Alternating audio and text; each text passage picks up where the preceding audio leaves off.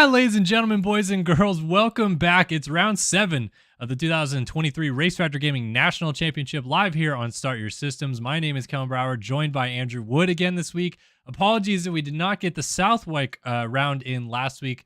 I was dealing with an illness, still kind of am, so not going to be 100% here tonight. But we're ready to bring you guys the action from Millville, Spring Creek, round 7 of this championship. Pretty close title fights in both. And hey, Awood, we're at about maybe the best track of the year to get some good championship battles going here tonight. Yeah, really excited for this track. It's always some great racing, super exciting, just iconic sections with the rollers, the big uphills, and some big jumps as well. So, that's what I like. I'm really excited for this racing today, and glad to be back after missing a week. Yeah, definitely glad to be back for sure, and it's going to be fun to watch how this race unfolds here tonight. Let's start off, of course, by talking about our qualifying times coming into round 7 of this championship. Payson Johnson, fastest by a lot over Alexis Leclerc here at Millville, 2:01.5 to a 2:04.4, and then 2:04s, 2:05s after that. Clearly, Johnson finding a different level on this racetrack, which we're familiar with, but I don't know about to this degree. Yeah, I mean, he's normally the fastest qualifier, right? That's what he's known for, is being one of the best hot lappers in the game, but almost 3 seconds over Alexis Leclerc is just kind of insane. I mean, I would really love to see what his qualifying lap looked like, if he's got something special, or if he figured something out, or if he's just got that much speed. So it's going to be crazy to see if he can carry that and replicate it in the race. But Payson Johnson's definitely looking to win this one. Yeah, Payson looking very strong coming into tonight. Let's take a look at our 250 motocross qualifying times. Johnny Padani fastest on a 2:07.1, just 0.2 faster than Seth Shirley, Braden Tharp, and Doniez Cura, Rasmus Balzer, and our incumbent championship leader, Cade Matherly, down there in P6. Closer times in this 250 class, and that's a good sign for some good racing. Yeah, very close. And this 250 class has always been a little bit more of a toss-up of who's going to win. What's crazy is they got like 6 seconds back from where Payson was, and 4 seconds to, Leclerc's lap times are 3. So it's just crazy how far off the 250 guys are, but really excited to see them being bunched up that tight inside the top 10. Should be some really great racing from them tonight. Absolutely. Let's take a look at our standings rolling into tonight before we get the racing action kicked off here at Millville. Payson Johnson just 2 points up on Alexis Leclerc. This is going to be one heck of a championship fight between these two titans of MX Simulator. 2 points in it between them. But hey, look, even Lang, you could say, still has a little bit of a chance at this. I think you get down to Carter Hunt and beyond, and it's a little bit too far away, but only 23 points back with still 10 motos left to run in this championship. You never really know. Yeah, I agree. I think it's basically a 2-horse race right now, but Tyler Lang is definitely sitting there on the bubble. Everyone else, I feel like it's pretty much a foregone conclusion with their title hopes. But Tyler Lang, we got enough rounds left where if he gets a couple really good finishes, some 1-2s, 2-1s, starts knocking off some points besides Payson or from Payson and Leclerc, all they need is a couple bad motos, and Lang is right back in the thick of this thing. Going to be fun to see if he can battle here tonight at Millville. And in this 250 class, boy, is it a good one between Cade Matherly and Seth Shirley. But reigning champion Logan Leitzel has been knocking at the door. He's been getting better in the middle part of the season. Now he is just 18 points down. And don't forget Seth Carr either. There's really 4 guys still deep in the depths of this championship fight. Yeah, same thing as the 450 class. Those top 2 look like they're trying to pull away, but Leitzel and Carr are not far enough back to be out of the picture yet. I think it'll be really interesting to see kind of what they can do. Carr, I feel like, and Leitzel maybe not as consistent as the other 2 at the top, but if they start putting together a couple good moto finishes, maybe they start to like some of these tracks coming up. They'll be right back into it. And this 250 class not as consistent as the 450 class normally, so could definitely see some bad finishes from Cade and Seth. 100%. Well, maybe those bad finishes even come tonight as we take a look at this racetrack here in Millville. Sorry, I pressed the wrong button there for just a second, but let's get in the server and check things out. Looks like we're going to have consolation races again, so we'll make sure that we are in for those. But yeah, Millville, man, what a racetrack this is, built in the middle of this valley here, just outside of Millville, Minnesota. And a lot of people say it's one of their favorite racetracks on the calendar, favorite racetracks to visit, and obviously favorite racetracks to race. What can you tell us about this racetrack, Andrew, from your experience racing?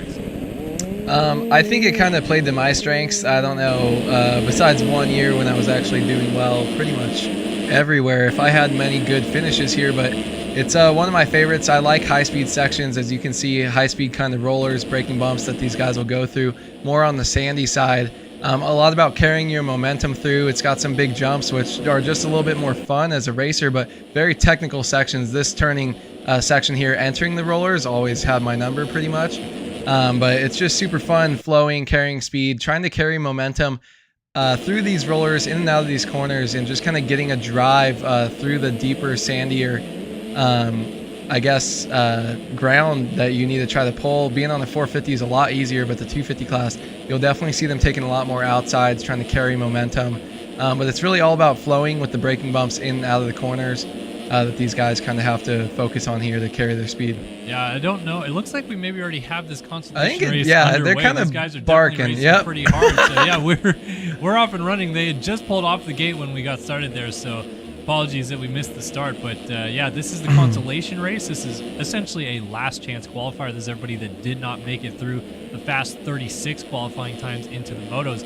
Now going for 4 laps here at Millville to try to make it into the motos this way.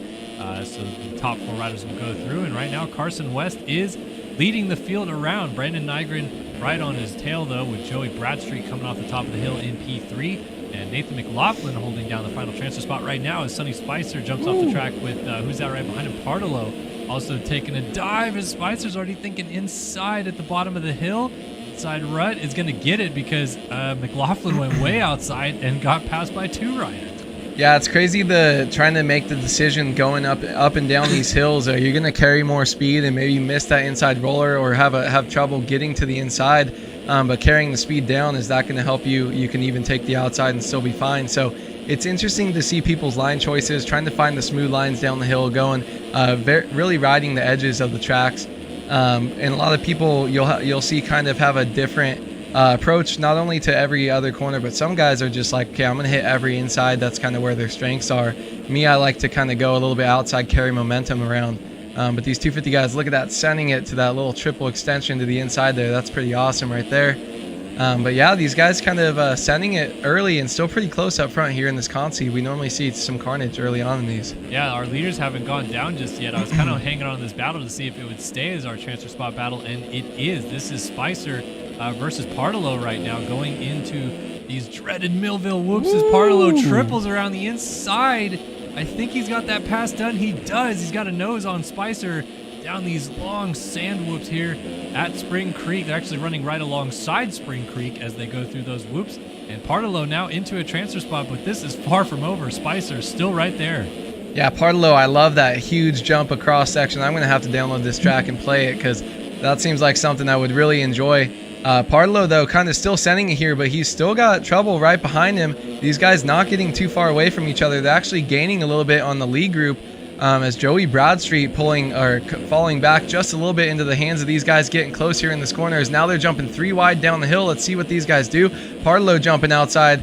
Gonna rail that outside as well with the other Yamaha. They're coming up. Now they're drag racing. See what they can do. Got in third, got a little bit sketchy, but look how side by side these guys are. 250s trying to stretch it up the hill. Huge triple and double up the hill. Super hard to get on these 250s. Oh my goodness, that battle was insane as those guys are coming up to the top of the hill now, battling back down Mount Martin. As you see, Partolo looks like, I think he's in the final transfer spot. Yeah, he is in 4th as, whoa, Seth Carr comes flying at the bottom of the hill. He's trying to get around Spicer. And remember, Carr is actually in this championship fight. He came into this in 4th in the standings, so this is huge for him to make it through. He's gotten around Spicer. Now he's on Bradstreet, which I believe is now the final transfer spot because Partolo has gotten around Bradstreet. They're all in the air at the same time. This is 3, 4, 5 on the racetrack. Oh, Bradstreet thinking inside. Oh, the crossover, and Carr almost gets collected as Partolo and Bradstreet change positions across each other. Carr is going to try to make quick work of these guys because he does not want to get caught up in their chaos. Yeah, Carr knows he's got the speed, but really the strength that he has too, being so high up in the championship, is his consistency through the motos. He knows he can ride and put it down. He's got to watch out here for Bradstreet, though. Bradstreet pushed wide. He had to cross back under him, and now he's looking outside. Can he carry the momentum? He's going to ride the high line, try to make the pass, and he does get by. So Seth Carr just needs to focus on staying up, staying consistent. He's definitely sending it right now, trying to gain a little bit of a gap. I think once he gets some breathing room, he's going to settle in here. Gate pick doesn't really matter from 4th to 1st here. You're going to be in a bad spot coming out of the LCQ anyways. So just get yourself in, focus on getting some more time on the track. Maybe he missed some time, and that's why he didn't qualify well. So he's got to focus on this championship and just staying up here and staying smooth. Yeah, the last thing he needs to do right now is have a fall-off crash and maybe cost himself a chance at making it to the motos, as he is now 4th, so he is safe. But he's got to try to stick with this lead group, as Carson West, speaking of fall-off crash, has laid it down out of 2nd. He is going to get going just as Bradstreet goes by, and he is now back to the 5 spot. Here comes McLaughlin from 6th. So this is now 5 and 6 going over the catapult together, but Bradstreet has moved back into the final transfer spot due to a little bit of good fortune right there. Carson West hitting the deck. Yeah, Bradstreet got a little luck right there as West goes down. Just kind of came on the outside rut and just kind of pulled out a little bit too quick, lost his front end there on the rut inside of it. Bradstreet here showing you how hard it is for these 250 riders to get up these hills, and that's super difficult, especially if you play in third person. Going up to the top of that hill there's 2 different ways these guys ride, first or third person view, and third person is extremely hard up and down these hills, especially at the top of that hill trying to hit those inside ruts. So going to be something to keep an eye on there. A lot of people making mistakes, whether they're jumping too far inside or outside. And right in front of Bradstreet, Seth Carr actually went down. Looked like he got into Parlow in front of him, maybe trying to make a pass, so that's going to keep him there. Still in 3rd place, though. Nice transfer spot here. He's just got to focus on jumping straight, doing that, having no issues, trying to bring this thing home once again. Yeah, white flag has now just waved for our race leader. It is still Brandon Nygren now out front here on the 76 for the Boots House program. Parlow has now found his way to 2nd. Carr is actually 3rd, and Bradstreet 4th with that Carson West crash out of 2nd. So a big gap opened up between 1st and 2nd, but from 2nd back to 5th, and really even 6th with McLaughlin still right on their tail. Could get as wild as we expect it to get in this LCQ. So can Joey Bradstreet hold on to this final transfer spot? This is where it all comes down to for the 270 Peep Co machine, as he tries to hold on one more lap around this Millville circuit. He's got to go through those dreaded whoops one more time, but he also has to not go off the racetrack and maybe cost himself a little bit of time with those penalties, because those penalties could come back to bite you after the race. You're close on total race time to the rider behind you, and Carson West is looking feisty, man. He wants to close this gap down and go after Bradstreet for this final transfer spot. Yeah, Bradstreet got a really bad drive going into that section. He still hit that big triple or quad around the corner, but just didn't have the drive that he normally has. A lot of times you're in this final transfer position. You're playing it straight, and that is Parlow and Carr down. It is, yes. So that's going to be your 2nd and 3rd place riders falling all the way back. Looks like they're outside of a transfer position now. So Seth Carr, and he's trying to send it. He goes down again just before the catapult. He is going to be way back, and that's going to be a huge shakeup in the championship points, as he's now down in 7th, probably worse. Now Sonny Spicer right here in 6th place, chasing 5th and 4th right here. That is your final transfer position up the inside. Who is that? Is that going to be Parlow going on the outside, trying to get the drive? He will get the triple. McLaughlin's going to stretch. Maybe it's just a big double now. Parlow's got the drive. They're rubbing number plates up the hill and cutting across. Parlow gets the position. McLaughlin tries to fight back as Spicer goes a little deep at the top of the hill. He's going to lose some time, but this battle for 4th is still on, and I believe Seth Carr disconnected after that crash, so Carr is out of this race. Oh, and we got right. That's 2 riders down. West is down on the inside. And that is going to also put Parlow down. McLaughlin goes by, as does Spicer. So Nygren is going to come to the flag to win this thing. Bradstreet now 2nd, McLaughlin 3rd, and Spicer looks like he will get 4th in this one, as West and Parlow pick it up in the background. Oh, they threw it away right at the end. Yeah, that's terrible. Oh my gosh, you're in a transfer position basically the whole race, just trying to have a smooth ride, maybe get into it with another rider who's either being too aggressive or just make a mistake yourself. But Sonny Spicer holding on. He was in about 7th place, I think, before, and now he's going to come across in 4th, get that final transfer spot.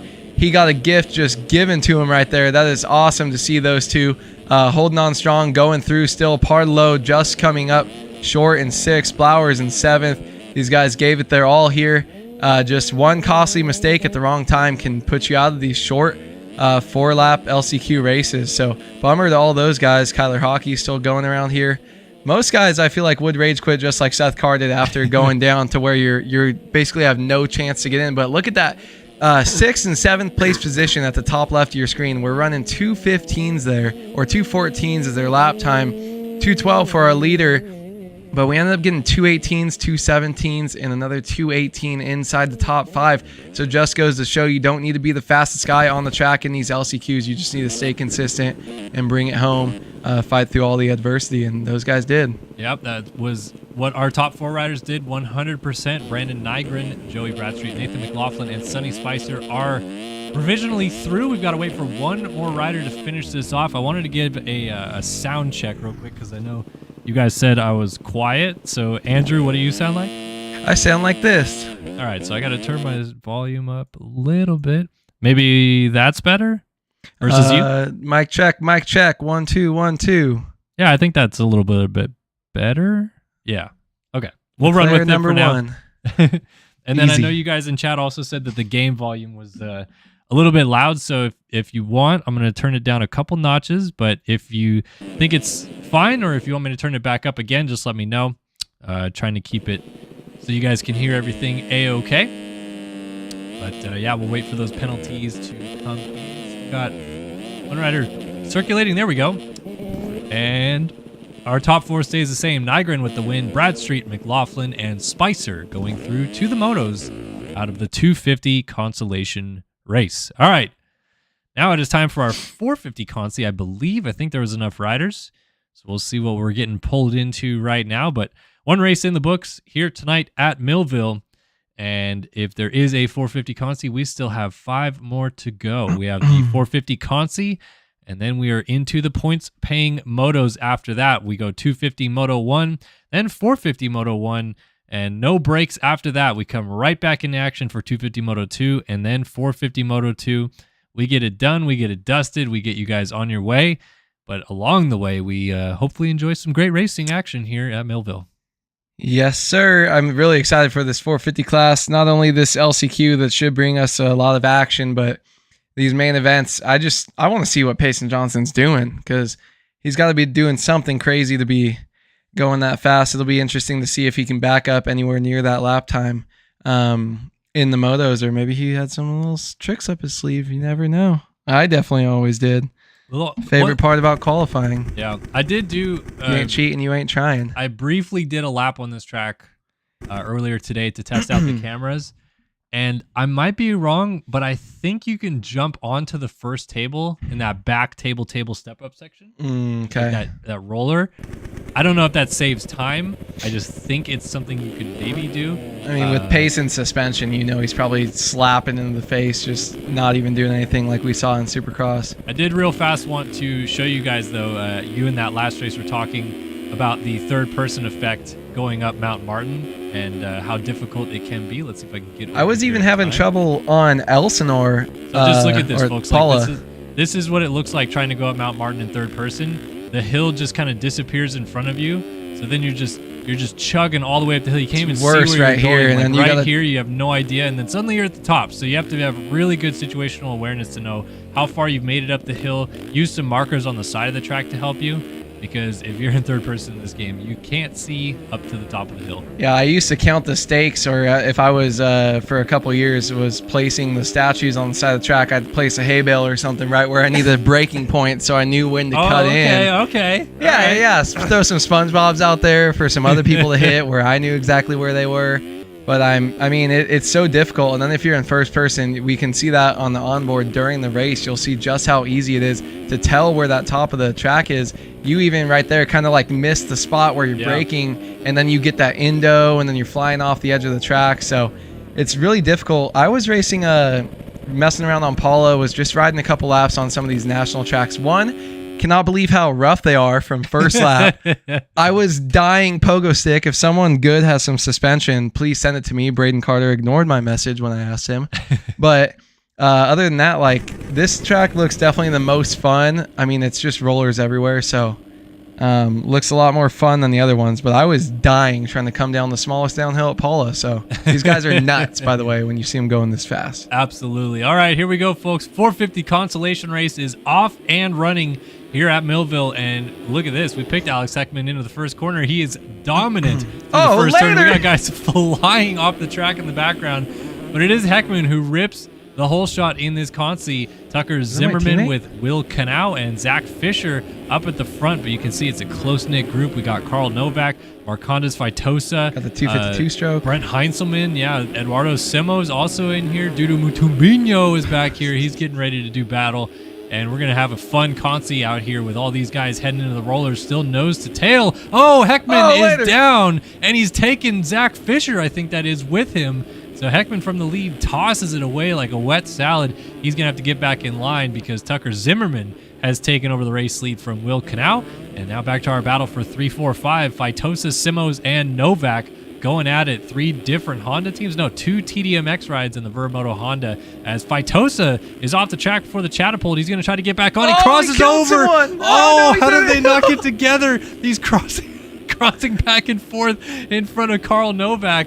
And Novak just has got to be like, where did he come from? Now he's going to try to make the pass as the battle for fourth continues to rage on early in this one. Novak said, I saw God 10 times that day. As he's coming around here. He almost landed on him. See, look at these guys. These 450 guys now able to just toss it up these doubles up the hill now. As before, we were seeing the 250 riders, Bonaire, struggling to get that. Novak, you see missing that inside line and lose a little bit of time. And you'll see they go all the way on the very edge trying to find that smooth line.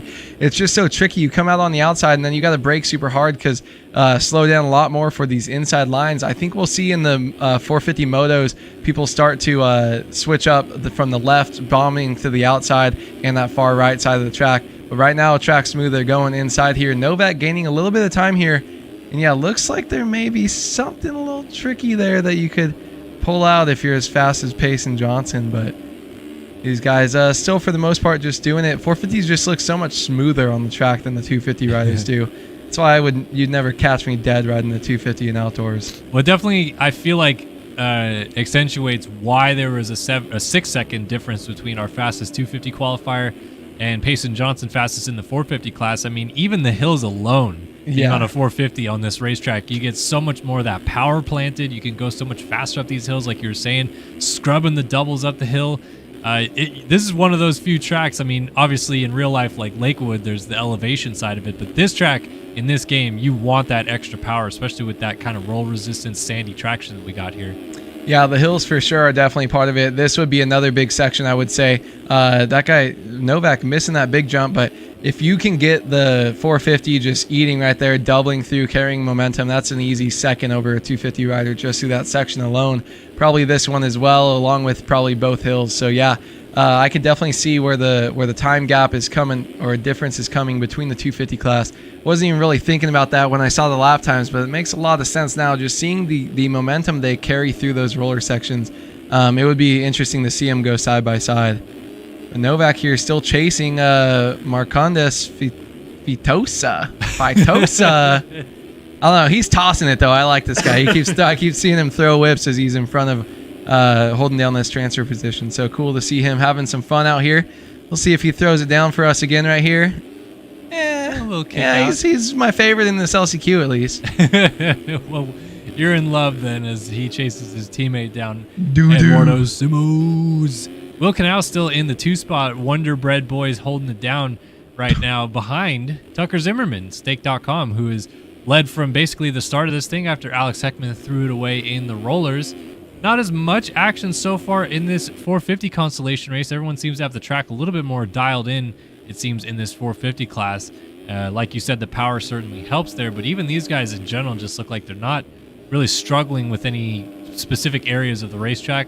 Smooth flow even for the guys that did not qualify in. Yeah, it's interesting to see how uneventful this race has been so far. Besides our teammate Heckman going down early, he's just kind of sitting back there just a little bit, but the rest of these guys in the top 4, they're just kind of smooth sailing, got a good start, and riding this track. Normally you see a little bit more inconsistency between the top 4 riders here, but Zimmerman, Canal, Dudu, and Feitosa just kind of seem like they're just riding their own pace, don't really have much pressure from anywhere else. Novak didn't have the pace in 5th really to push too much, so it's basically get some more reps in on the track, use it like you needed some more qualifying time, and we'll watch Zimmerman just kind of clean. Look how just smooth.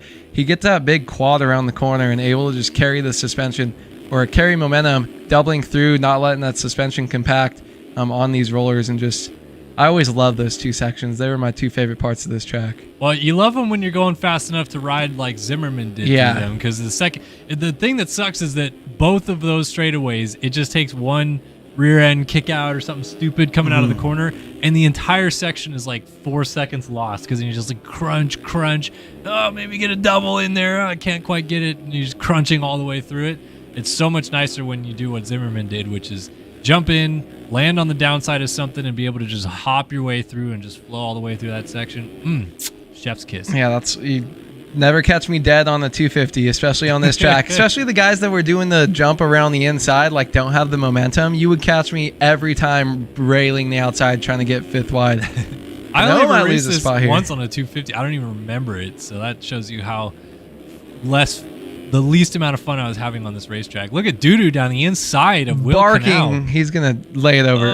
Just like that, clip the foot peg, but Cano blows the corner as well, trying to dive up the inside. Cano's got the line. No, it's going to come back to the inside. Let's see what he does. Railing it. Dang, look at him. He made it work. Bark. Didn't even know what hit him right there. As Canal back to the inside gets that pass done. This is our battle for second right now, so not a transfer position for these guys. Not that much on the line, but don't want to get together and maybe put one of them on the ground as Simos almost lands on his back and kind of bounces awkwardly into that corner. So Canal has a little bit more breathing room because of it. And we have come to the white flag of this consolation race. One more lap to go around this track. Then we'll have 4 riders going through to the main motos. So Canal looking solid right now in second. Simos is tucked in behind him, and then Novak is now in the final transfer spot. So Faitosa has lost it. Let's see if Faitosa on this TDMX 163 ride can get it back on the final lap of the race here. We'll see from the onboard perspective what it's like to try to catch Carl Novak, and we'll see if Faitosa gets it done. Yeah, he's kind of sending it right now. He had the speed so far earlier on. We're going to see the inside versus outside. If you can get up on top of this, get a nice flow here, then you can start doubling through, clicking 5th gear, trying to pull up, and he is gaining some time here. Let's see, are they both going to go for the inside? Faitosa goes for the inside. Novak to the second. Is that Novak? Yeah, Novak to the second row. Oh my God, Faitosa into the bales. Later, he holds it on. Just clipping bales, getting sketchy. And you got 1 lap to go, buddy. You better settle down here and start pushing back again. 4 seconds, though. That's a bummer after being right on the rear wheel. They said he lost it by throwing too big of a whip, which, my guy, that's what we do around these parts here. Hey, he's still going for it, though. He's saucing the whips out there. He hasn't lost that much time to Novak. You can see the gap right there. Not too far away, so it just takes a couple weird moments for Novak, for Faitosa to get back into this thing. Ethan Olsen back here with Alex Heckman also charging up Mount Martin one more time. Would love to have a go at this 4th and final transfer spot. It looks like Zimmerman, Canal, and Simos are going to be A-OK up front, 6 seconds ahead of Novak. But now Novak has got to try to survive as all of these guys come flying down the hill after him on the final lap of the race. Novak a little deep at the bottom of the hill, kind of swung it out a little bit wide. He's got to navigate about 3 more corners right here, but Faitosa is pushing. He's trying to get this gap down with just a few corners left. Yeah, he's closed it up. Got to be smooth, and that's not going to do it right there. Loses a bunch of time, and that's probably going to be it as Heckman comes up right behind him. Novak, though, looks like a little off-track excursion, getting a little bit closer than we thought it was going to. Faitosa still throwing down, trying to scrub as much time, sending it deep. Leaders are going to come across. Faitosa right here, he's got a battle with Heckman, but they are both going to be just short. If Novak can stay up through this last corner, Novak tiptoes through, and just like that, he's our final transfer position, and he sends it. He's super pumped to be going into the motos right here. As long as there's not 1.3 seconds of cuts, he should be good. And never know. Faitosa dropped it. Look at that lap time, 2:11.7 to fastest in the top 4, 2:13.9. So yeah, he had the speed, but just threw it away. 1 lap can ruin your whole race, especially. It's all about being consistent when you're just trying to qualify into the motos. Absolutely. Motos. So it is Zimmerman with the win for now. Will Canal, Eduardo Simos, and Carl Novak going through to motos with him. Faitosa, Heckman, Olsen, Connor Pruitt, Zach Fisher, Ace Enlow, Brent Heinzelman, Alex Cunningham, Jack Fowler, all missing out on the motos here tonight at Millville. But good to see them out here racing nonetheless and creating a fun consolation race for us to observe. So we got a few guys still circulating. One guy going up Mount Martin, the other coming down that back straightaway towards the final sequence of corners, but great ride there for Tucker Zimmerman to get it done. We have an interesting question in chat. Christopher Brackett says, he's not being sarcastic, he's genuinely asking. Everyone hates on milestone games, etc., especially because of lack of deformation. These tracks always look like freeways, though. Yeah, I mean, there's like 18 different ways to go about answering your question, but I think basically the main answer is what Harrison said. It's the physics. I mean, if you play those milestone games, you just feel like you're riding an arcade game. It really does feel like that. There's not a lot of skill set involved to go fast, and if there is skill set in going fast, it's breaking the game. Like, it's doing weird stuff that doesn't feel natural. If you're going fast in MX Simulator, you're doing stuff that feels very motocrossy. Yeah. The way that you're laying into corners, the way that you're bouncing off of bumps, the way that you're using the stick to lean the rider and lean back or lean forward, you put pressure in certain areas of the machine. I think that's what really encapsulates so many people to come and race in this game. What would you say?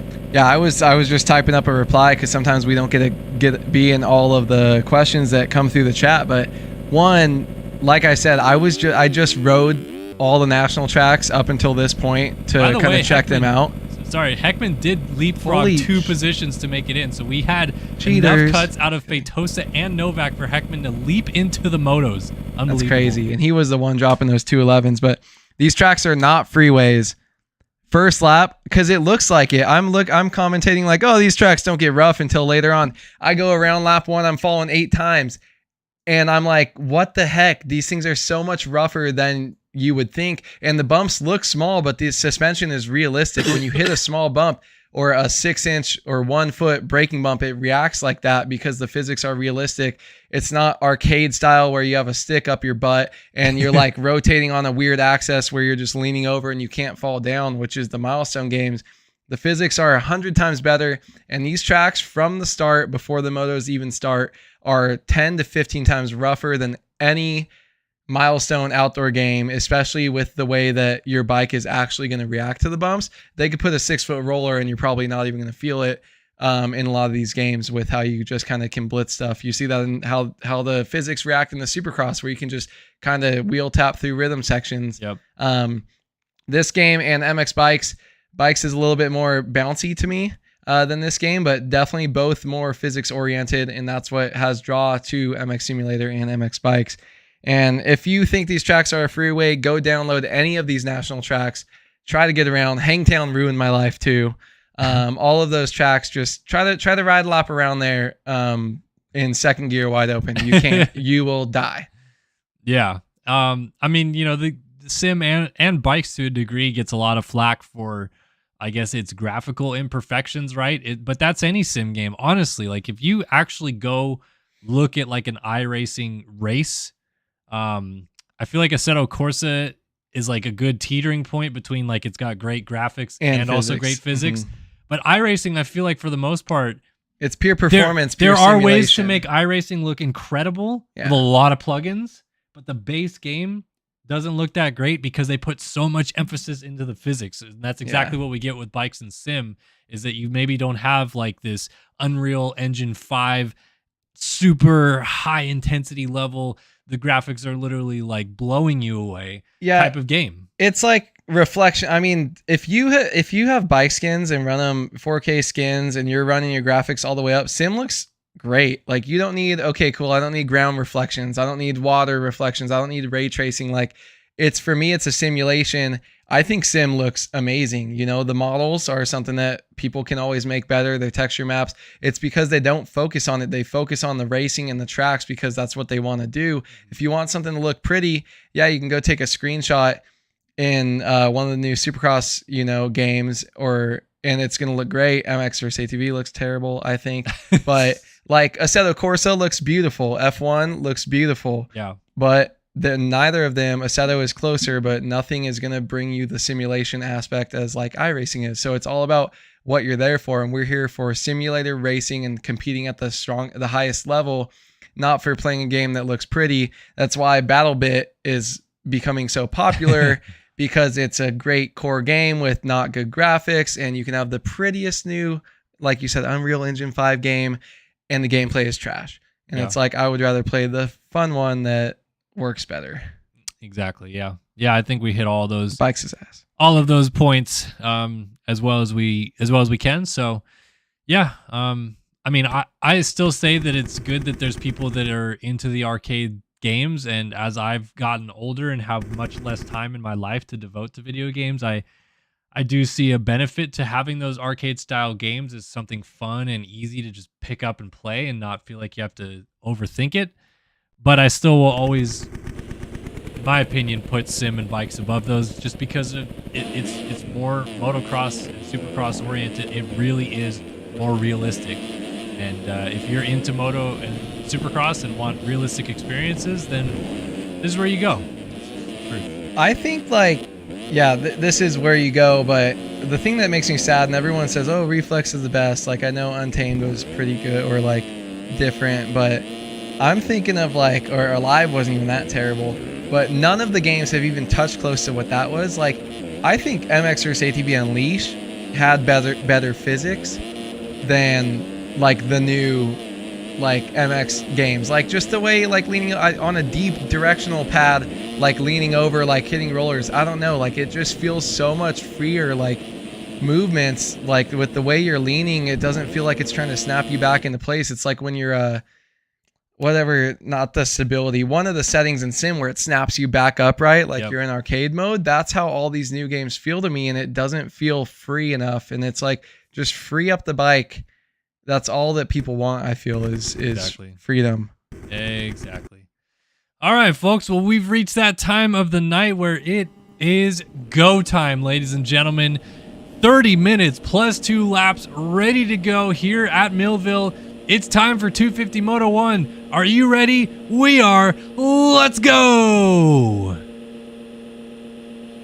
Long gate hold, and we are off and running. It looks like Matherly got a great jump on that 25 up the inside, but a better one from one of the Cali riders way up the inside. It's Colin Allen with the Studio 8 whole shot as he leads him through the first section. Seth Shirley right in line as Allen nearly stands it up. So Shirley and Matherly both with great starts right here at the front. Johnny Padani, our fastest qualifiers up here. Oh, boys, trap in. This is going to be a good one from Millville.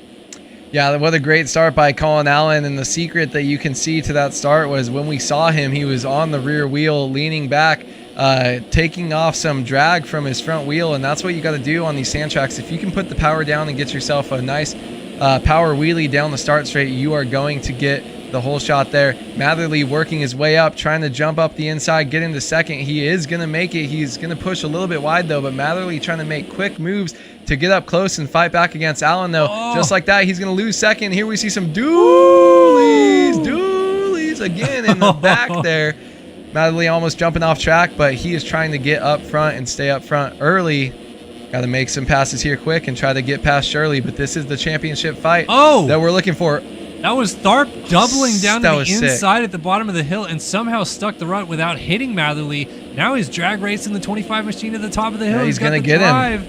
It's going to be really tight at the top. I think Matherly's just going to chop the door off. And then Tharp slides up the inside, coming back down the hill. Matherly gets that power back down and holds on to the 3 spot. This is great action early on. Look at Tharp deep on the brakes right there. But Matherly will get to that inside to block the line as they all still chase Colin Allen, the Phils, number 351 machine, ripping that whole shot, leading the way. Seth Shirley early battle with Matherly, but man, he looks like he's ready to set his sights on Allen for the race lead as they come to the end of lap 1. Yeah, he does, but Allen looks great here. Shirley might have got him just a little bit, but you can tell that these guys are so much more comfortable on the track than what we just saw from the LCQ. The way that they're able to use these braking bumps to jump into the ruts in the corners. Allen pushes a little bit too hard, just loses traction on the side of his tires, able to get back up still in second there.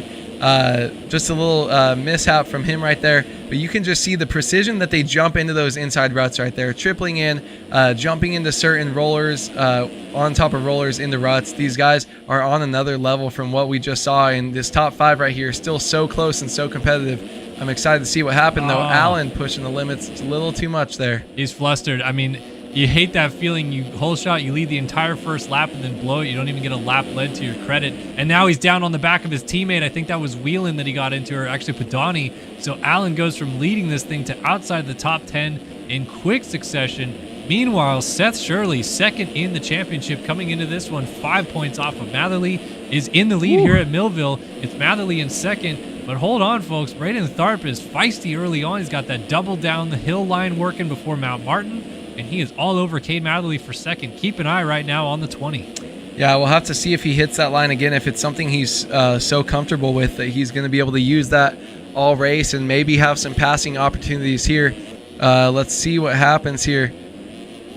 Get that double down? No, he is not going for it. So backing out of the challenge. That's crazy to do that on the first lap in third place. That's just insane. Especially because it wasn't like he was way behind Matherly and Shirley going into that corner. He just pulled out the trigger anyway and somehow didn't hit Matherly's rear tire. I'm surprised he didn't do it this lap when he had a little bit more clean air, but now Matherly looks like he's opening that gap up a little bit and putting a little bit of breathing room between himself and Tharp here. Yeah, I wonder if that downhill that we just saw there too is going to get rough enough to where they stop using that far right smooth edge of the track, or if it's not going to develop and that's going to be the safe line. But look at that Tharp just sending it in, landing halfway through that rut, leaning the bike over. That's just awesome bike control by him right there, and just shows you he's super comfortable on the track. All these guys are. And what we got, 3.5 seconds between third place right here and the leader. So this is still super early. Padani's not too far behind, but Matherly is going to need a push. That corner right there, that outside too, is a little bit slippery, as that's where we saw our leader go down earlier. It always scares me when you see these guys sending it into that early before the ruts develop. Well, it's deceiving because it looks like it's a big, nice berm leading into that finish line jump. You can just lay into it, but it doesn't look like it has that kind of big lip or big edge on it that all these guys are used to, laying into a nice rut around this racetrack. So it's kind of like a supercross berm where you do have to slow down and actually kind of go the speed that the corner will allow, which obviously bit Allen. These guys trying to take their time early in the race with it before it develops one of those big ruts, as we continue to watch Cade Matherly in second. So early running order right now, it is Seth Shirley leading from Matherly, Tharp in third, with Padani rounding out our top 4 positions. Hayden Stevenson has settled into a strong 5th place early on, with Jeremy Schiabro in 6th. Lucas Brune is 7th. Rasmus Balzer in 8th, with Colin Allen slipping back to the 9 spot now. And then Brandon Nygren is leading a freight train of riders. We got Leitzel back here on the 1 with his teammate Trent Adams, Tyler Nichols, Bryce Whelan, Evan Vanderkoy as Ryan Shousey. It's wild into the rollers right there.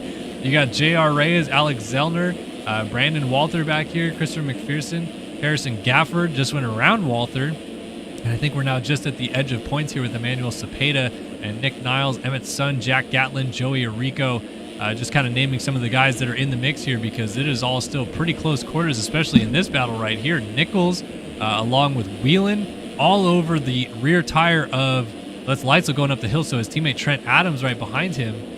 We got guys nose to tail going up to the top of Mount Martin, and it's all about getting that drive. As we see up the inside, Tyler Nichols gives a little bit of a nudge there to Trent Adams to try to make the pass. Adams launches down the hill to get back by him, and we're 3 wide coming down Mount Martin. This just shows you that the battles are everywhere on the racetrack early in this one. Yeah, you think that the battles are only up front, but these guys are just fighting for their lives back here towards the end of points. That was crazy. Jumped over both their heads going down that hill. Tyler Nichols now trying to fight back. These guys are all still so close here. Scrubbing, trying to just save as much time. Little doolies, yeah. Coming through these sections. This is one of my favorite sections on the track too. Just always scrubbing, throwing down. Trying to stay as low as possible, carry the momentum, and try to pick up some time on the guys that are just straight faster than you. But yeah, that corner right there, it's not really like a berm. You're just kind of going downhill to flat. It looks like it's built up, but it's really not. And it's really hard to trust your tires there. Surprised not many people going inside like used to be more popular in past years. Tyler Nichols here losing just a little bit of time to these guys in front of him. I love that section too. That's so much fun. Yeah, Whelan just staying ahead of Nichols now and trying to put the pressure on Adams, as they are all still tailing Logan Leitzel. Leitzel, meanwhile, he's got his eyes focused on Nygren as we go through the rollers. And Nygren is trying to get around Jeremy Schiabro. So we got a pass right there. Another pass coming up. 3 wide into the rollers here as Leitzel's trying to go. Oh, and he hits his head on the top block and goes down. Schiabro gets back around the 76 of Nygren. Yeah, then, watch out for Whelan yeah, too. Whelan made that pass stick on Adams going into the rollers just in the background, and then he's down as well. Cross ruts and gets all sideways going into that corner. Loses a lot of time and a lot of positions as now Balzer is down at the top of the hill, coming down just before Mount Martin. So he's going to lose 4, 5, almost 6 positions. He's going to get going in front of Nichols here. A lot of position changes with these guys. Still, though, out front. Oh, no, excuse me. We have a change. Shirley has coughed it up, and Tharp has passed Matherly, putting the 20 machine on the Covenant Yamaha out front here at Millville. Yeah, I mean, he's looked super comfortable here. Must have just been one big mistake by Matherly there. But as well from, Matherly and Shirley, big mistake by Shirley, but Matherly also must have had something go wrong. Maybe he got into him, but allowing Tharp to get by, unless Tharp's just barking right past all these guys. But he looks super comfortable on this track, the way that he's been jumping into corners. He looks very at home here. Maybe been hanging out with the Martin brothers just a little bit here. But Tharp, yeah, nice big lead too right now. Something you want to have. We're not even 10 minutes into this moto though so far, so going to be interesting to see what happens. The track gets a little bit rougher. I love how fast those guys are hitting that corner here. And the 250 riders, if you see anyone in a battle, they're all going to probably go outside here, rail the top of this. That's the way that you're going to make a pass. That's how Whelan did when his counterpart went inside. These guys able to double through, looking like the 450 riders going through these sections here. Yeah, it's all about momentum in this 250 class to get those doubles through the sand section. But it is still Tharp from Matherly, and then Shirley. We didn't see where it was or what happened to our early race leader here, but Shirley coughs it up and now has to go back to the drawing board. Lap time check, he did go 210 flat for his best, and that was a 218.8, so clearly some sort of crash or fall off. 210.1 for Matherly, 212.9 last time by, then a 209.8 for Tharp. He did a 210.5 last time by. I feel like Matherly actually has the crosshairs firmly planted back on Tharp, and he might be trying to build up a little bit of a run to go back after the 20 machine. It's still just 2 seconds. Oh, but Matherly, that's going to be a mistake. I don't think he's going to get the double. He's short there and still gets that double. Yeah. Somehow didn't lose too much time amongst all that. Look how easy it is in first person to see where you're going up at the top of these hills. Just don't even have to try. Then you see these guys using all of the track here, trying to stay as close to the bales as possible, finding the smoothest line. The only problem is you're going into the super tight inside rut there, but they're able to get that braking down too because the braking bumps aren't as bad. And then right here, these guys leaning it over, jumping in through those first 2 braking bumps, landing deep in that rut and sending it down here a little bit too, because you don't need as much speed to you're kind of actually scrubbing speed or letting off hitting some of these. So they're jumping deep right there out of that corner. Just interesting to see the way that these guys dissect these tracks, trying to jump in and miss as many braking bumps as possible here, outside creative lines here, and now starting to get a rut developing at the bottom of that hill. Yeah, it definitely is building up a little bit more down there as we have crested past the first 10 minutes of this race. There's still about 19 minutes plus 2 laps left to go here in 250 Moto 1 at Millville. Matherly second behind Tharp is the current situation. Seth Shirley now trying to close back up onto Matherly. The front 3, by the way, are starting to really open it up. Johnny Padani is still back here in the 4th spot. He's kind of by himself because Hayden Stevenson losing pace with him in 5th, but still a great ride for Stevenson. Then Balzer, who we saw earlier with Nygren, Schiabro, Brune, Allen, Adams, Nichols. That entire battle was more or less what we were keyed in on earlier, and it's still going on. Now these guys are actually fighting towards inside of the top 10. Much better position for them, but man, oh man, who was that on the Honda getting kicked sideways? That was, gosh, he went all the way back. Nygren off the side of the track. He lost like 6 positions because of a swap slide out of the face of that jump. Yeah, I didn't even know. Oh, that was Trent Adams down. Entering the rollers, not a good spot to be down. Nygren, you see, doesn't get that flow, and now he's smashing into every single face there going through. Just hating life right there. Oh, Balzer from off the track now. Did he change teams? Balzer? Wasn't he on the Cowie? Yeah, he was on it's like Rasmus and Yannick Racing or whatever, but now it's called Filton. Is the new team this week. Yamaha should have kept it, making those mistakes. Schiabro sneaking up right behind him now. So that's 7th and 8th you're looking at on your screen right there between Balzer and Schiabro. Colin Allen breaking free from this group a little bit. trying to stick with this lead battle, though, because I feel like you got to keep an eye on the championship rivals. Maybe about to do battle for second, if not the lead before long, if they can keep Tharp in their crosshairs ahead of them. But really seems like Schiabro, or not Schiabro, Shirley is the one on the move right now in this 3 spot. So Shirley barculating right here in third. He looks like he's definitely on the move back towards the front. Matherly doesn't seem like he has the pace right now, but we know it's not always about just raw speed. 2:12.4 as he comes across that time, but definitely looking like he's pulling in and getting a little bit more competitive. I would be watching for a pass on Matherly sometime this lap if he can continue the forward drive that he's had so far. His pace just seems that little bit higher than Cade, and sometimes you don't have the speed, but you definitely don't need it. The only race I ever won, I definitely was not the fastest guy on the track at all. You just got to stay up and be consistent, not have those big mistakes like Shirley had. Tharp kind of showing us the same thing. You might not have the balls to the wall speed, but just being maybe a second off and being able to stay smooth is all you need. Shirley, though, look at, trying to push, making little mistakes, though, and that's going to lose all that time, 1.4 seconds into that corner, and that little mistake as he exits, 1.7 seconds. Now that's our tracks. leader. Oh, that is Tharp down. Tharp is down. Out of that corner. Oh, man, and Shirley somehow just narrowly avoided him from that onboard camera, but now Tharp has had his turn of the lead coughed away as he crashes it now over to Cade Matherly. So our championship leader on the Twizy 25 out front here at Millville. But this is far from over, folks, as we come to the halfway point of this moto.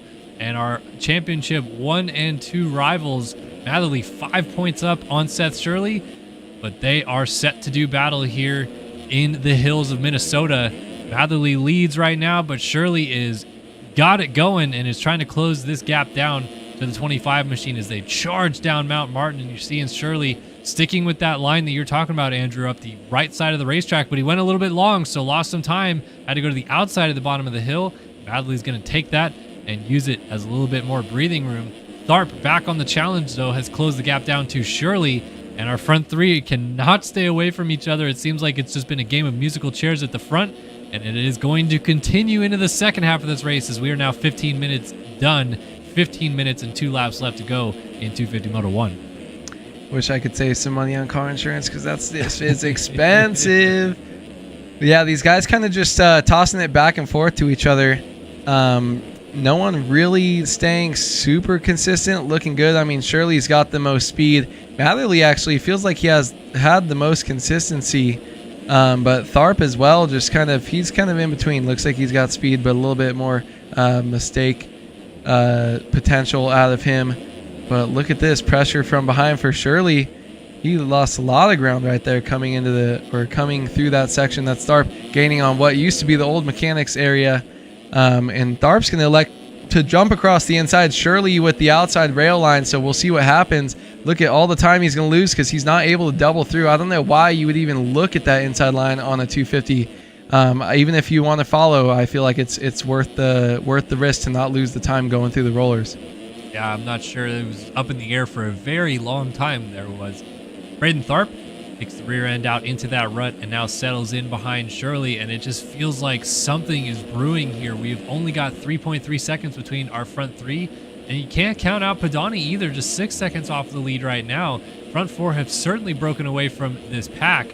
There's still great battles going on. Nichols, Brune, Leitzel, Balzer, still pretty much nose to tail. Matherly off the right side of the track going up Mount Martin. He's going to rejoin, still in the lead, but that tightens it up again. Now Shirley can sniff the lead again as he is all over Matherly's rear tire coming to the top of Mount Martin. And they're both going to funnel into that second rut together with Tharp still just eyeing an opportunity to get around both of them. Will Shirley change up his line? Yes, this time he is following Matherly down the hill as Tharp sends it deep down the inside. He is not going to get that inside rut, and he is down. Shirley almost goes down as he lands sideways into that corner, but Donnie moves up into the 3 spot. Shirley bouncing over ruts again, almost into the SpongeBob. He's all over the place. It's like Carl's Jr. out here. He's trying to keep Matherly close, but Matherly is sneaking away thanks to a lot of mistakes right there from Shirley.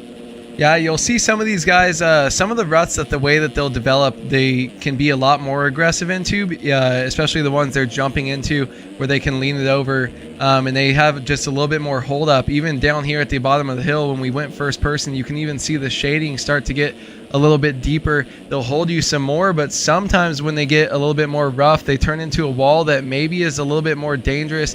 You have to finesse your way into the right spot. So these guys, you kind of see a lot of them kind of having their front ends knife if they're not entering it completely correct. And Tharp as well, when he went down at the bottom of that hill, just trying to dive too hard to the inside, and you're hitting a lot more aggressive rut than you would be early on in the race. Shirley and Matherly both electing to go outside here, getting a nice solid drive through these roller sections, and just pulling away a little by little here. Like that rut, you can definitely send it a lot harder. Oh, looks like Shirley missed a shift or just missed his front wheel placement on the top of that bounce jump going into the rollers, and he goes OTB, and he wads it up. To kick himself. He was so close right there with Matherly for so long. Obviously, it already coughed away the lead, and now Matherly has a lot of breathing room. Still not comfortable enough to just settle in just yet because Padani has kind of been sneaking back into the frame a little bit here. 13.3 versus a 14.2, about a second a lap faster than our race leader last time by, 6.5 seconds off. And now Shirley is battling with a lapped rider as he settles back into third place now thanks to that weird misfortune of a crash. So Stevenson is now fourth. Tharp has slipped all the way back to fifth. It's come completely unglued for the former race leader. 2:29.6 last time by for him. Struggling right now for Tharp. Leitzel's crawled all the way up to sixth, though, and appears to be charging. Just laid it over huge on the catapult. Whoa. And now trying to get all the way up to the top of the hill right there. What's that on the right side of that lip? Is there like a...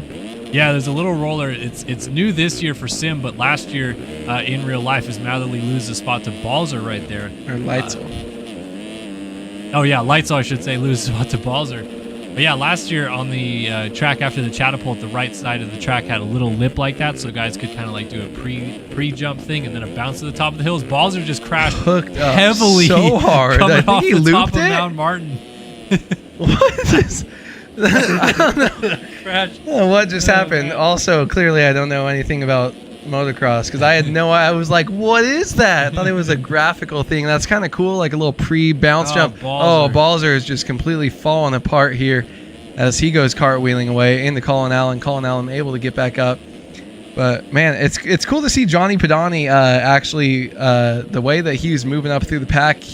It's weird we didn't talk about him like at all inside the top 3 or 4, and then slowly but surely he's working his way up into the podium position that he's in right now. But Leitzel as well, just kind of fighting right here. Not the title defense that we wanted to see from him this year. 45 seconds off the lead as we're 20 minutes into this race.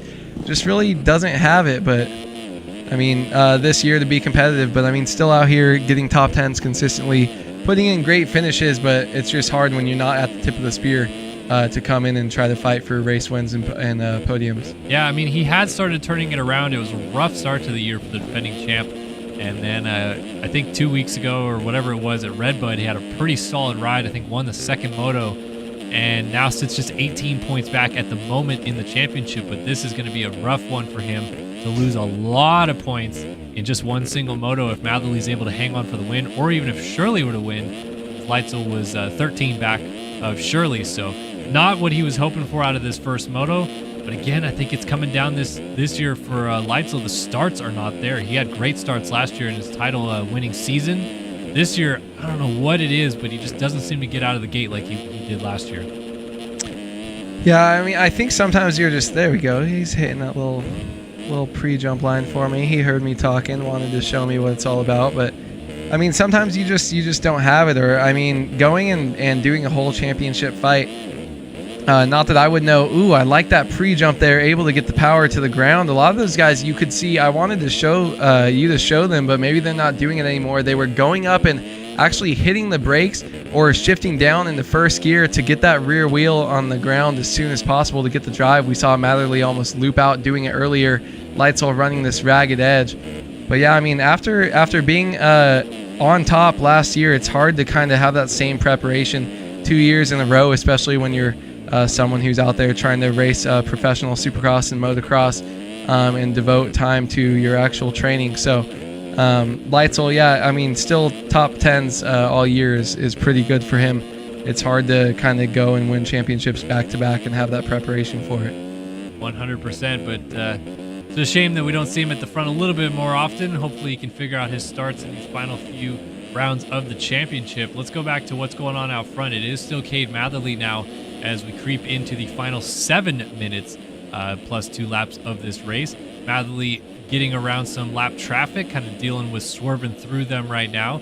But he's A-okay out front, just putting in his laps, not worried too much about what's going on behind him, which has really been his MO all season long, and that's what's got him this red plate on that Twizy number 25. We have a change for second. Seth Shirley just went down, I think in the same spot we saw him crash 2 laps ago. He was coming into that sand corner in between the Millville rollers, and for some reason Padani is now back ahead of him, and I'd have to imagine that Shirley maybe crashed on that wall again, or maybe had a moment coming out of that sand corner that put him on the ground, because that was a very quick turnaround to see Padani move back into second place in just a short sequence of the racetrack right there.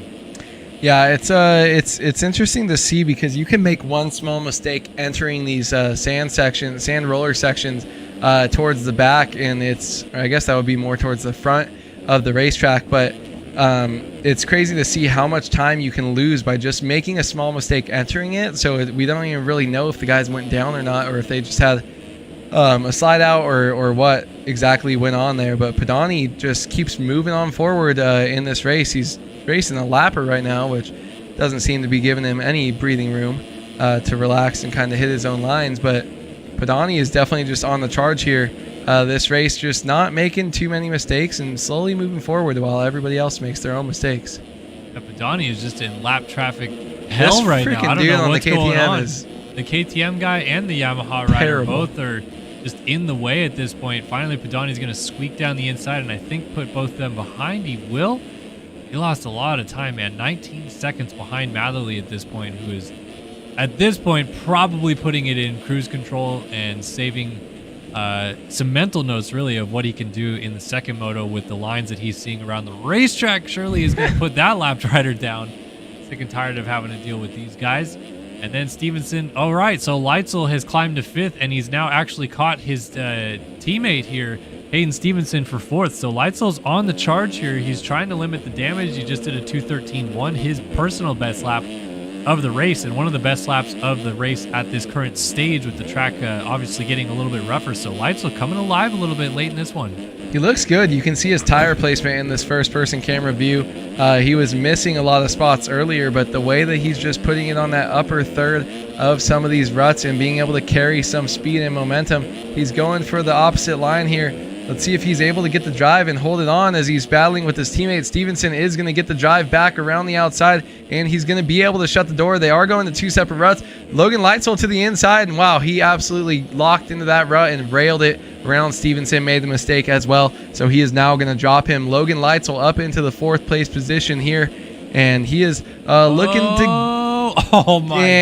to break his neck. That's like the stupidest little crash that you'd be so mad. Put in so much work to try to grind and get back on top, and he didn't even like clip a bail or anything, just maybe clip the inside edge of the track. Yeah, it just like the rear end started to Still slide. Tossing it. He corrected it, which then high sides him back perpendicular to the track, and then just goes over the rut, can't react fast enough to it, right over the bars. Like you're like just wanting to throw your controller as far as you can possibly throw it as soon as that happens to you in the middle of a moto. But hey, kudos to him, back up and still in the 5th position right now, trying to maintain this spot and maybe close back up. Well, actually, no, excuse me, slip back behind Tharp. I didn't realize Tharp had slipped by. So Tharp is actually 5th, and then Stevenson's still 4th. But Tharp finally getting the ball rolling again, is in the 5 spot, just ahead of Leitzel here. Yeah, Leitzel's pushing though right here. Oh my God, just railed it outside. He's going to dive up the inside, takes away the corner from him, brings him all the way to the top of the second rut. I don't even think that was on purpose. I think they both just got stuck. Oh, and now Tharp is double fall off as he gets cleaned by Balzer, who's just trying to go around the inside line. Tharp, that is a 101 on how not to ride a dirt bike. Oh my gosh. I mean, Poor Tharp, though, a little bit. He chose to give Leitzel basically the inside line. Like, he dove out of the rut to let Leitzel hit the inside. And then Leitzel can't even get really stopped for the second rut. So he goes over it and just completely stops in the second rut. They were just sitting there pointed, not even like backwards from where they're supposed to go. Just cuddling. In the corner. Get your balance up. Maybe he's got little tiny legs, little J-Mart legs. Poor Tharp. Oh, man. So Leitzel is going to regroup and try to close back onto his teammate. Stevenson for the 4th spot. Here is Shirley still eyeing up Padani now for the 2 ride. We're down to the final 2 minutes and 2 laps of this one. And Padani is just tossing. He's throwing dualies with lappers like it's nobody's business. He's out here having a blast. Fastest qualifier. Not going to win the first moto, but hey, a 2nd place in this one when you're the fastest qualifier still sets you up really good to try to win the overall in Moto 2. Yeah, I mean, you've got yourself pretty set up. 2nd place in the first moto is just as good as the first if you're going to go out and win the second one. So you really don't have to worry about anything. Even a 3rd, man, that was kind of always my way of looking at it. Just be on the podium, because if you go out and win the second moto, you're winning the overall no matter what happens. I mean, I guess if there's a 1-2, but that puts yourself in such a good position. There's so many different opportunities. So a 2nd place, even better. Just go out there and win. You don't have to win the first moto. Winning the first moto, I actually think puts a lot more pressure on you for the overall.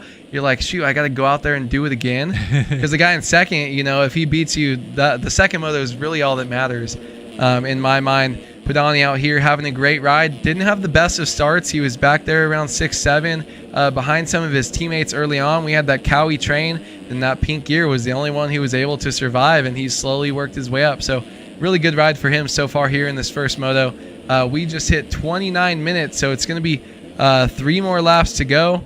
This one plus 2 more once we get the white flag, and Padani is just trying to kind of cruise and maybe see some more of the track as it keeps developing late in these motos and figure out how to survive exactly. Yeah, I think that's critical for a lot of these guys when you get late in the moto like this, is to search around, see what feels good, because if you're in a battle late in the second moto, you'll definitely need those opportunities. But even Padani here, he's got to get a little bit worried because Seth Shirley is on it once again, and he got the rollers really good. That just shows you how one small mistake can affect your drive through the rollers. Padani lost a ton of time. Shirley down the inside right here is going to close right up. Padani is not going to get the triple into the rollers, so Shirley has got the drive. Yeah, he's nearly alongside to the outside right here. Turns to the inside, but not quite close enough. Padani kind of blows the rut. Shirley blows it too. Who's going to blow it the least? Around the outside goes Shirley. Inside comes Padani. Are we getting dualies? Dualies!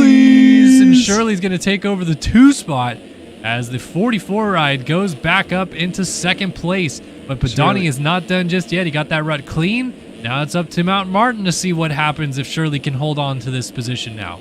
Yeah, see what happens here. Oh, Shirley making some mistakes on these ruts. He's going to be able to get the power down, and he will be on the inside. Padani actually able to scrub it. Shirley boner airing, but Shirley has the drive, getting the power down. He's got the inside. If he doesn't let off, he's going to go to the 2nd rut, make Padani go outside here. Now let's see what happens. They're probably going to split like the seas.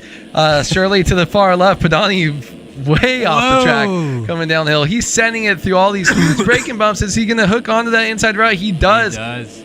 Shirley gonna have to try to jump up the inside. No, Padani inside. Padani makes a mistake. He's running the Pirellis, just slipping and sliding here. Why you gotta do him dirty like that? Slander. That's just always the tire. I mean, maybe we could say Bridgestones. Are they worse? Maxxis? I mean, what? Why are you trying to throw everybody under the bus in one? I mean, if they're not Dunlops, they're not hooking up. Hooking to the track like glue. Maybe Michelin Starcross 6s, but I've talked to some pros that have to ride the Maxxis tires, and they say, you ever seen like one of those little kiddie bikes from Walmart with the hard plastic? That's what they're hooking up like out there. Seth Shirley here as I'm taking over. We got a baby running in the room. Seth Shirley into a lapper. He's going to go over the berm, but he's going to hold on nice and smooth. Stays in front of Padani here, and he's going past another lap rider here, trying to hold on to a easy 2nd place as our leader is completely checked out. These two are just fighting. We got 2 more laps to go. So the whole race right here is, can Seth Shirley hold on for 2 more laps, or will Johnny Padani give him something else to deal with here? Shirley with some great drives, as he has been throughout this sand rollers here. And watch the way he lays into this inside rut. This thing has developed so perfectly. These guys didn't hook it as tight as he normally has, but to that is definitely the fastest rut on the track or in that corner this late in the moto.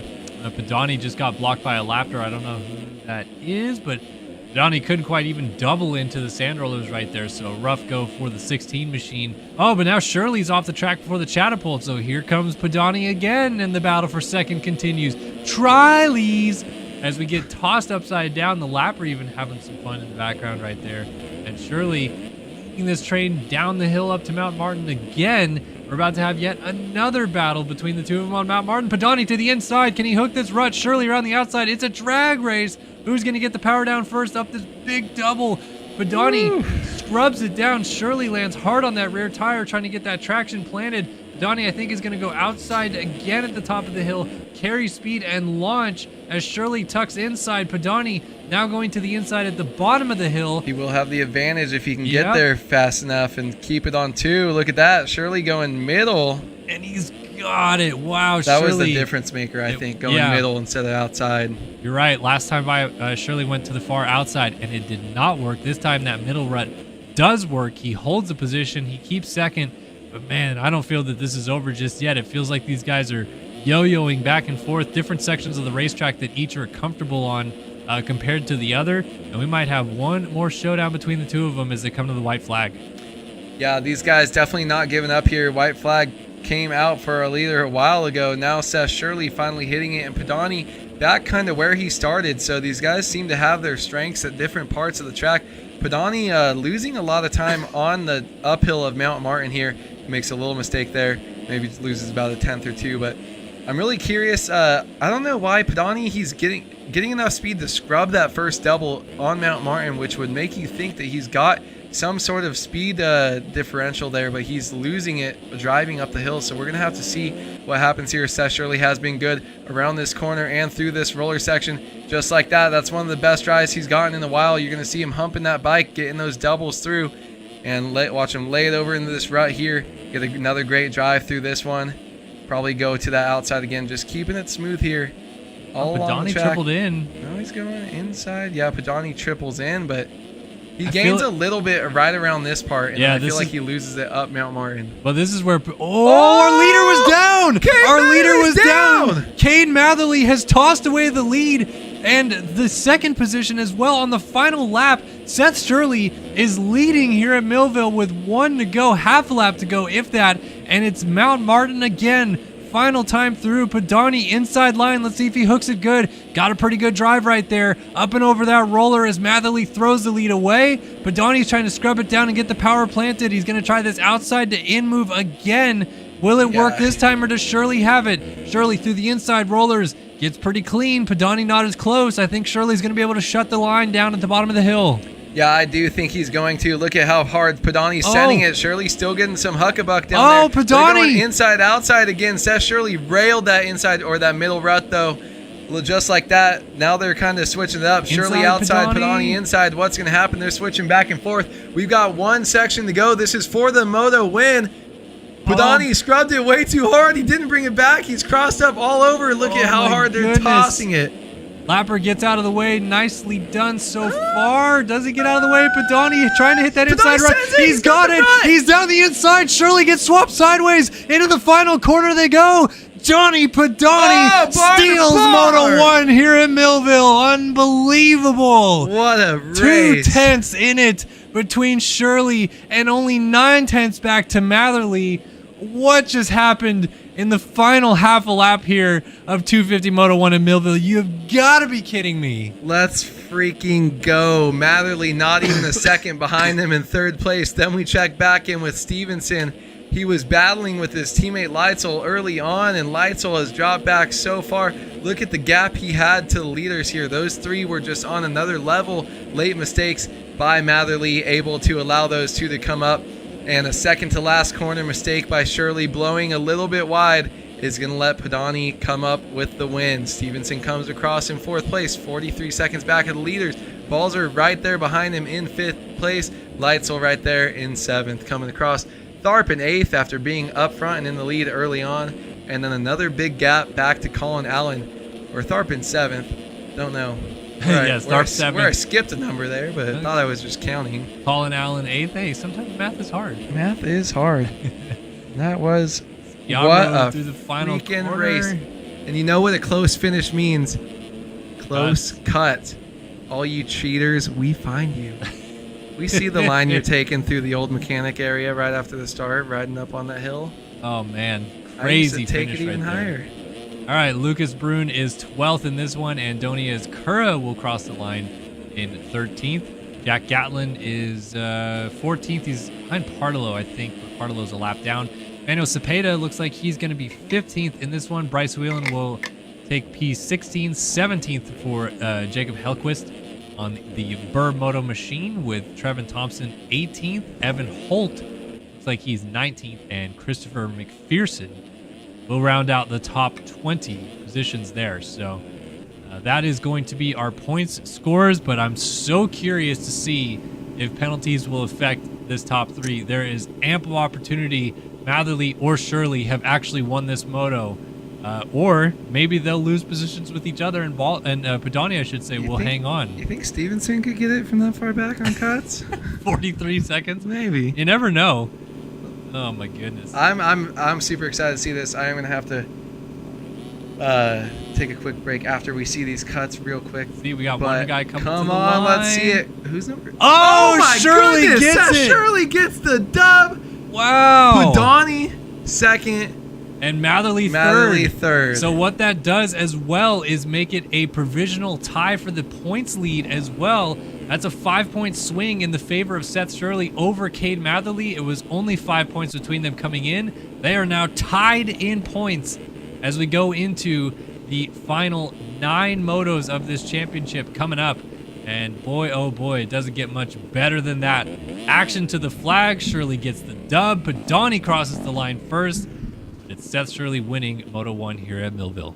Yeah, Shirley celebrating, riding around the infield, throwing some wheelies out there. Man, what great racing. Look at those 2 lap times between. I mean, Padani just had that consistency. He only ran 2:12.4s. That's 2.5 seconds slower than the rest of the top 3 out there as his best lap time. But that just shows you consistency. He didn't even have a great start too. So going to be curious to see what happens in the second motos. If he can get a top 3 start and kind of send it out there. None of these guys are out for the overall here today, and super excited to see that and ready for some 450 motos. Absolutely. All right, 450 Moto 1 is coming up next, and hopefully we get just as much fun-filled action as we saw in that first 250 moto. I don't know how you top that. I don't know how you top 3 riders crossing the line about 1.2 seconds apart from each other, and a penalty cut for the win, giving it over to Seth Shirley. But that's why we tune in every single week here in RaceFactory Gaming National Competition to watch and see what happens, because you just never know. That's the nature of MX Simulator Professional Racing, man. It is good, and it is why we tune in every single week. So thanks everybody in chat so far tonight for tuning in and watching. Hopefully you're enjoying the show, and you will enjoy the next 3 motos that we have to offer for you guys. Should be a good time here coming up with 450 action in just a moment. I'm going to take a quick break and rest my voice as Andrew is also on a break, and we'll be back in just a moment for 450 Moto 1.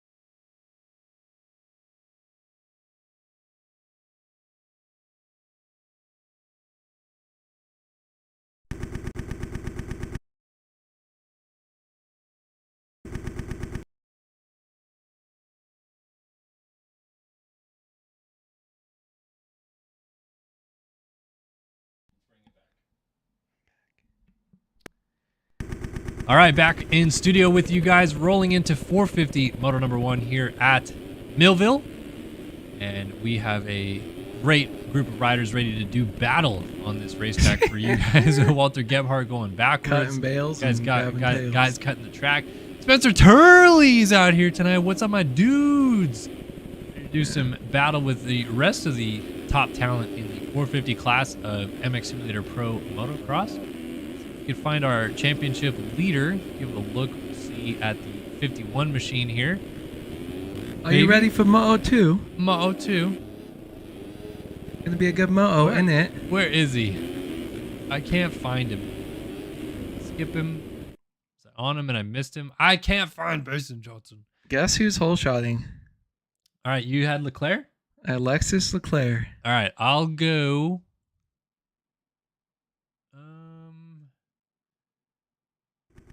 I'll go Lang.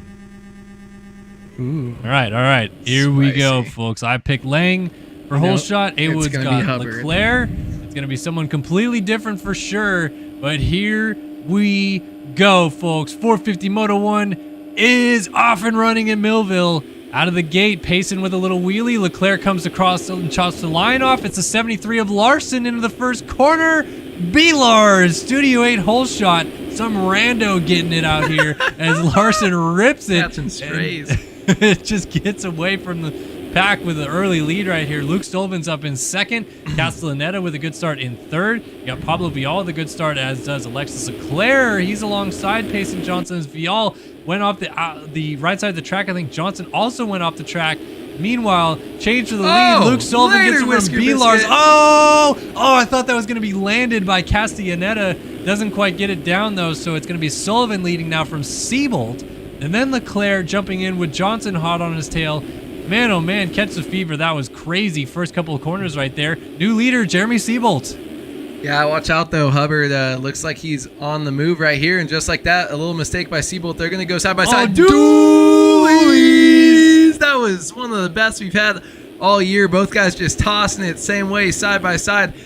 Just like that, blow in the rut, but he's able to hold on to it. Siebold got in the rear wheel and he murdered someone. Payson Johnson down in number 19. Who's that? That is, I think that's Hunt actually on the 18 that is down as well. Oh, Johnson just got ran over again. Oh, and Hunt's down again. Where is Johnson? We can't even click onto him. He's all the way back here. Gosh. He was in fourth.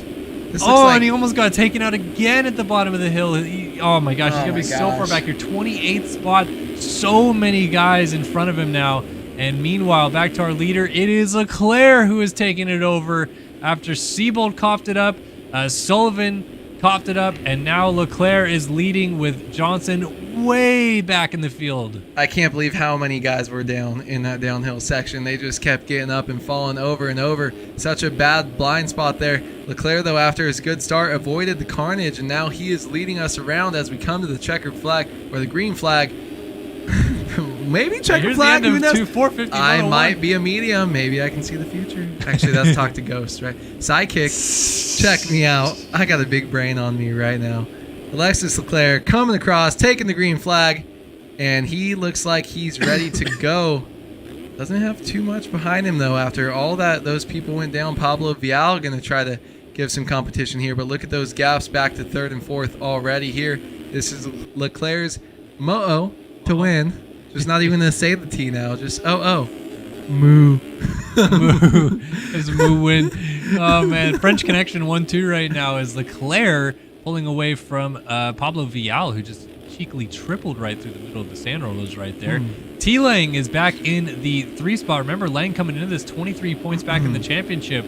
So if Johnson can't knife his way through the field too well, this is a good opportunity for Lang to gain some points. Obviously, lose some to Leclerc as it stands. So much of the moto left to go. But, yeah, good positioning right now. He's got Walter Gebhardt right behind him. Cutting bales and grabbing tails right there. Walter Giblets holding down the 4 spot. Let's see what he can do with Lang jumping into this rut right here. Sicko. We haven't seen anybody else do this double to the inside thing, which I'm surprised. It seems like a very Walter Gebhardt-ish line. But yeah, only Tharp was doing it. If someone's talking to him, tell him to do it. Just so, I just want to. He doesn't care. He's not. How many good finishes he had this year? Mason already up to 14th, by the way. So he's made what, 12 passes in 1 lap. Yeah. And Leclerc, wait, What? Leclerc's back here, so Leclerc lost the lead. Where did it have that?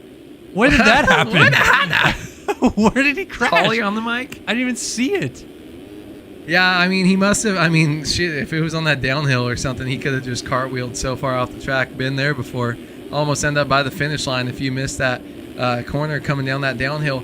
Lost some spots or some time, obviously, from a fall off, but not losing too much in the way of positions, having to go back in that battle back there. Braden Carter in 34th. We'll probably see him disconnecting soon. Go on the beach, dude. You're in Hawaii. Like, what are you doing? It's like 3 o'clock. Weather's nice. Kellen's dying. I killed him. Tyler Lang, or as they come across though, Alexis Leclerc now 9 seconds back of the lead. 6 seconds back of Wallman in third. Walter Giblets actually is his name legally. Luke Sullivan in 5th place. D. Davis in 6th. Chase B 7th. Kyle Boardman 8th. Caden Grove. Ew, that's disgusting. In 9th. And Siebel in 10th. So Leclerc just got to kind of focus on him trying to get back up front, but we can definitely check out some more of these kind of battles inside the top 10. See what they're doing. Anthony Piccioni in 11th. Thomas Unis getting passed for 12th, or back to 12th as Holyak takes over 11th place position. Brandon Cocroft in 12th. I think I'm a number off. Anyways, we're going back. Frank Jackson, Payson Johnson now in 13th or 14th. And I would not be surprised to see him get back 17th. Jesus. Come on, Awen, can you even math, bro? No, dude. I barely graduated. You're going to go with failed, but you got it. You graduated. Oh, look at the triple right there. It sends them off, though. They can't double into that corner. Maybe you see them switching up as that rut gets more developed here. He's tripling off that wall. Barely, like almost quad into the rollers. Yeah, right there Walter Gebhardt's better watch out. Payson's the new wall man over here. The way he's sending that thing. Oh, man. So Johnson is got some guys right in front of him right here, have to lose as we come up the hill. And we'll see if he can catch up to some of those guys and make some passes. That is still Leclerc behind Gebhardt, and then Lang behind Vial. So Pablo Vial, the Impact 27, leading here at Millville and picking up the pieces where Leclerc left it shattered on the ground right now. He is out front pulling away. Not too big of a gap over T-Lang, but we know Vial can run up front and battle with these guys. But now, the question is, can he hold the lead and try to win this moto? Yeah, I mean, he's in a good spot for sure. He's got a little bit of breathing room, and he looks comfortable up front. Throwing down looks pretty smooth as he's going around. He might be the second Vial to win an overall here within like the last 4 days. So going to be interesting to see if he can hold on and repeat it. He looks very good out here on the track. Sometimes you get someone who gets a little bit lucky. Maybe you get a good start. Some guys have some carnage go down around you. How do you think I ever top 5 the race? Just had everyone else crash out. Vial, though, the way that he's flowing around this track right now, he looks very comfortable, and he definitely has a huge gap behind him. Looks like about 6-7 seconds behind him. He's hitting that triple there, just riding super smooth, and he looks like he has the pace. So wouldn't be surprised to see him kind of extend this. You get from 7 minutes to where we are to 15 minutes. If he's still got a 5-second lead plus, I think he's in a very good spot. Oh my God, T-Lang must have went down because it's 14 seconds now. I just saw him behind him going into those sand rollers, so something must have happened here. And yeah, I mean, Vial's race to lose right here with this big of a lead early on. You just got to settle into your pace and try to check out. The heck did T-Lang like end up in Spring Creek or something? He lost so much time and we didn't even see where it happened. He does have Luke Sullivan trying to close that gap down on T-Lang now from 3 spot. He's upside down on the catapult. I like how the catapult was like low-key, not that big of a jump. And then ever since the catapult year, they've like peaked it out even more and made it just like this big triple that everyone sauces on. It's unbelievable. Yeah. Chad only really went that high because he like swapped and like got an ejecto-ceto cuz off the lip, or else he wouldn't have been that high in the air. But yeah. And now it's kind of one where you do have to check up and let off as you're throwing a scrub over the top of it to try to stay as close to the ground as possible. But definitely a good whip jump for us to check out the triple after. It used to be even a lot bigger, which I'm kind of sad it's not as big as it used to be. More of like a little bounce, little scrub jump. But I mean, pretty fun here. Chase B, though, leading the charge right here with this little pack of 4 riders. He's got some competition behind him as Hubbard is right behind him.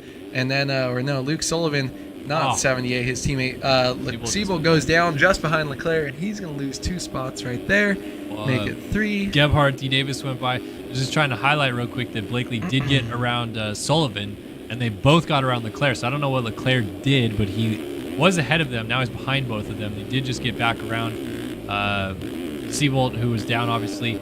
So up to P5 again for Leclerc, but still just having to figure out ways to get around guys when he was in an opportune position to pull away with this win. This is not what Leclerc had on the drawing board. Yeah, I want to see some lap times up through, because 2:16 he had last time around, 2:11 this time, able to make a pass as someone gets sketchy there. They were running 2:04s in qualifying, remind you. So 2:07 by Tyler Lang, and then 2:05.9, fastest person on the track. Pace is probably faster, but at least inside the top 10 here. Pablo Vial looking great out here, 16.5 seconds out front, just kind of taking this race by storm. It's for his best and last lap, some of the best laps on the track here. Looks very comfortable here. Yeah, just comfy. My favorite word. Comfy? Looking comfy. That's what I would always say in Supercross. Is that your Rickyism? Yeah, I'm feeling dangerous. Dude, this guy's feeling comfy. I can't believe Deegan ran the butt back. Dude, I know. Did you see the 2-stroke video today too? Yep. Oh, well, crap. Oh, whatever. I'm feeling dangerous. 2:08.3 was Seabolt's best. 2:10.3 for Poliak. Gebhardt in 2:09s. 2:14 for Thomas Sunis. 2:09.6 Hunt. 2:14.8 Boardman. 2:15.4 for Caden Gross. 2:14 flat for Parks. And a 2:06.7 for Payson Johnson, but he is still trying to work his way forward. He makes a few passes, then crashes, it seems like, is what's going on right now, because he was already almost up to the top 10, and he was ahead of all these guys, and then he's now back behind Parks again and a group of others that he was ahead at one point. Payson Johnson go really, really fast and then crash? No. Nah, it couldn't be him. I mean, it's entertaining for sure, but this is kind of the thing that we always look out for early on in the season. He had been a little more consistent than I thought he was going to be. He's going to make a pass right here. Look at him just getting the power to the ground, pretty much upside down if you're wheeling that high going up that hill. But, I mean, it's always kind of the story with Payson. Same with Supercross. You can go really, really, really fast, but can you keep it on 2 wheels? And outdoors, when you get to some of these rough tracks and you get them in a bad position, battling with people that aren't as fast as them, it kind of invites bad things to happen. So makes 2 more passes as we were on board watching him. Gonna probably throw down a heater right here, but he's got a long way to go. Trying to put a charge into his teammate Cooper Hunt. Whoa, yeah, seriously. And if we can see it, that means it's bad in the server. Yeah, is it still going, or is that still going? A little bit, right? Yeah. I haven't seen Payson go that slow since he's on the ground. Nobody in the server's saying anything just yet. Looks like we're back to normal, so that was odd, but hopefully no one got affected by it. As Johnson goes to work on his teammate Cooper Hunt. If he can make this pass through the first turn complex. Oh my goodness, that was tight. Too aggressive. Almost came to blows right there with his teammate as he got up on the inside trying to make that pass, nearly hit his rear tire. Now he has to settle back down and try to figure this out because he doesn't want to lose more time. I still feel like my eyes are deceiving me. It looks slower for some reason. It did across the start straight. It looks pretty good right now. Okay. They're going about Mach 8 right here. Yeah, I think it's caught back up. The scariest part about slow-mo in the server is the only way for it to correct itself after getting slow-mo is that the server speeds up. So then you're going twice as fast as normal. And that was always the scariest thing. I loved slow-mo in outdoors because I was able to like hit my marks and I was like, oh, that's so easy. And then it goes about 3 times as fast as normal and you're just freaking out, hanging on and trying to get that offset back down as the server resets itself and gets back to normal. But everyone able to survive, it looks like. Vial pulled his lead to 27 seconds. Gone. So, yeah, this is not even a race anymore. And look at the gaps as you go back to 6th, 7th, 8th. All these guys 47 seconds back to 8th, and so we're looking all the way back where Payson is. He's in 11th. Made a pass on Wallman. And yeah, just got around Boardman, so now he's into the top 10. That's the first time. But he's like a minute back. Well, I mean, he's so far back because of the 26-second lead. Really, if you look at it on the track map, he's in the sand rollers? 6 seconds. Yeah, he's entering the sand rollers right now as those guys are going over the finish line jumps. Johnson is on Thomas Sunis right now for 9th. How about Nicky T right now, dude? Holding down a P9. Yeah. Has not had a good outdoor season. He hasn't really put that much time into the game. But this is a solid ride for the 999MXLocker.com ride. Good to see it. Yeah, one of his best rides so far. He's always easy to spot on the track, just like in real life, wearing the all-white gear, all-white bike.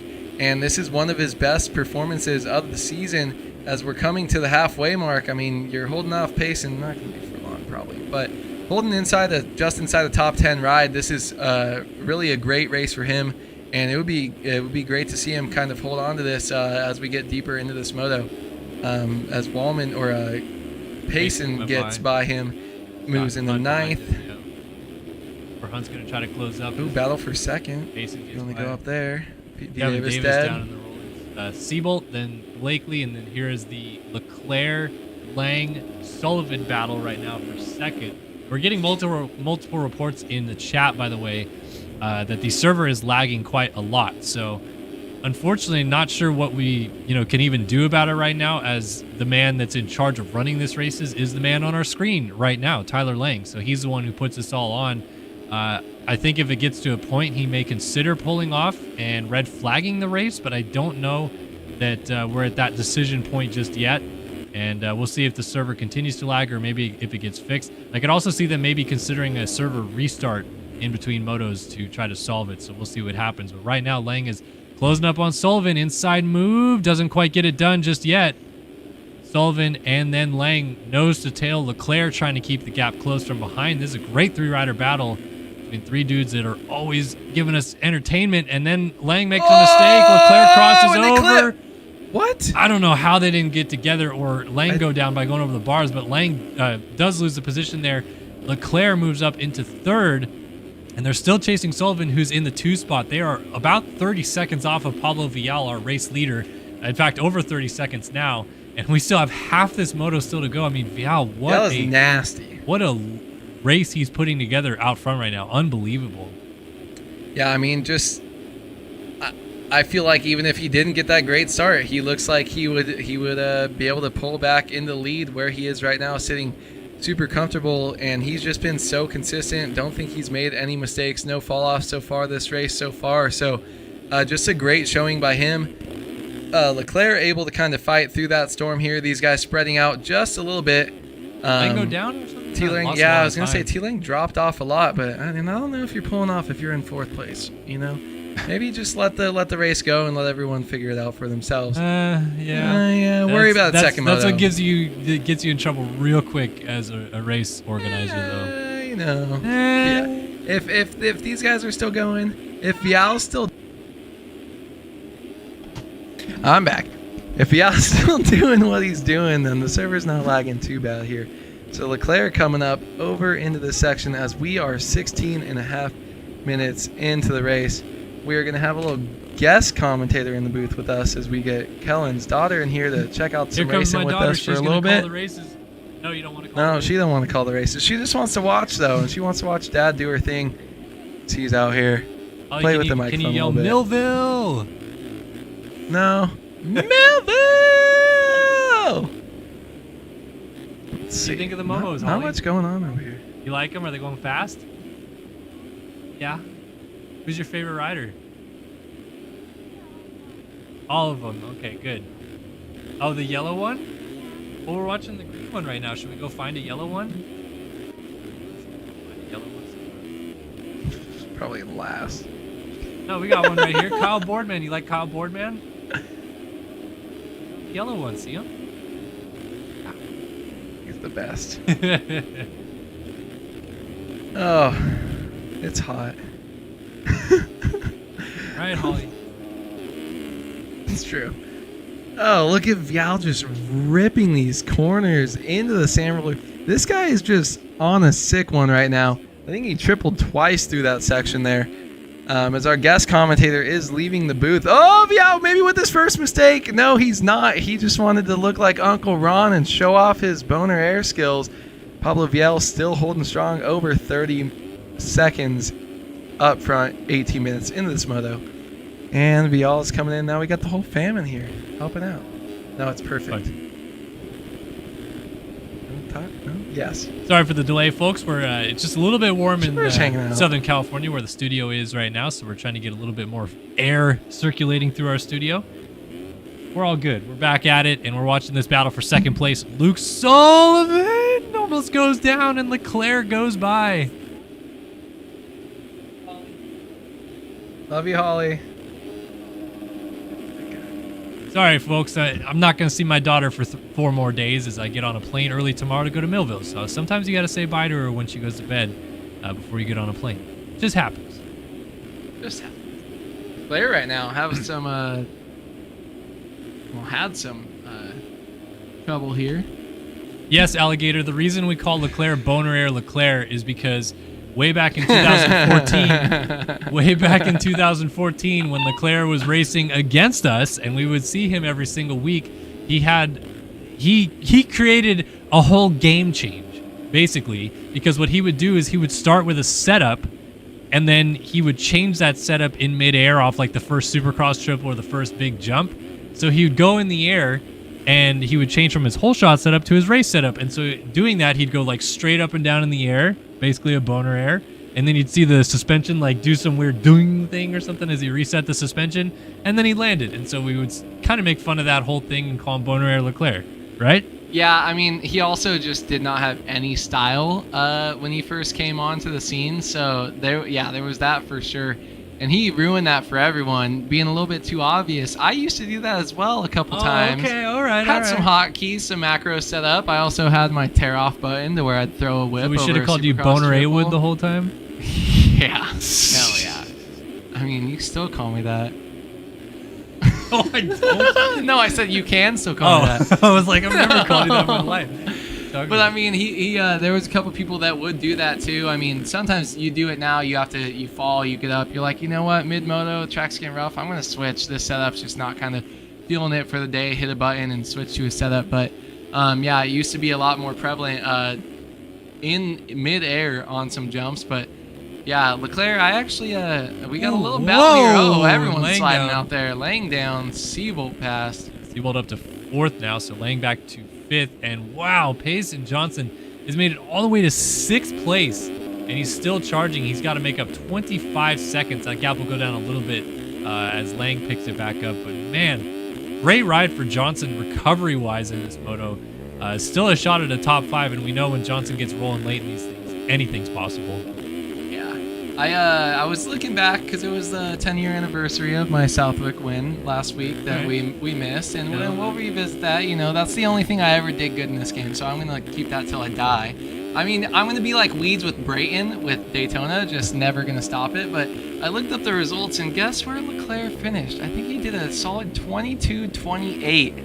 Oh, really? In that race, yeah, he missed points both 2013 motos. Southwick? Wow. Yeah. So basically, and I beat him in the French Championship.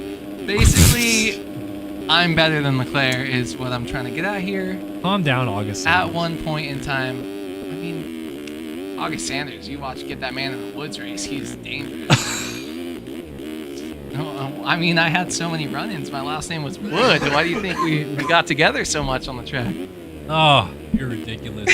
Oh, my gosh. Okay, back to what we're watching here. Leclerc in 2nd place, though. I want to update the championship picture because Leclerc came in 2 points back of Johnson, and right now, obviously, he's picking up 22 points versus Johnson only picking up 15. So this would be a 7-point swing in the favor of Leclerc as it stands right now. We still have a little under 8 minutes of this moto plus 2 laps to go. But as it stands right now, Leclerc would take over the championship lead again provisionally by 5 points over Johnson if it finishes this way. So we'll see if it stays that way or if Johnson can continue to climb the ladder. Heyo, maybe something to think about, though, is that Vial, I think, just had another crash with either some lappers or something like that. That gap does not look like it's 25 seconds anymore. Let's see what it goes down to as Leclerc goes by. Yeah, 16.7. So he was down after the second set of rollers right there. And we have got this thing down to 15.5 now, with Vial starting to maybe get a little bit flustered with the racetrack changing, maybe having some mistakes that are really costing him, and also maybe having to deal with getting to the lappers first and those really affecting him negatively. Yeah, I mean, it's when you're the first one coming through, especially so far ahead of everyone, they kind of get put into a little bit of a shock with you coming through. The only thing is, I would say he is so far ahead of these guys. Thank you. so far ahead of everyone. Oh my god. So far ahead of everyone that 30 seconds later, thank you so much, Hannah. 30 seconds later, when everyone goes through second place, they might be, you know, kind of a shock because they haven't had a leader come by them in so long. So, man, that was insane. She put that, you see where she put that cold pack? Right on my inner thigh, froze me.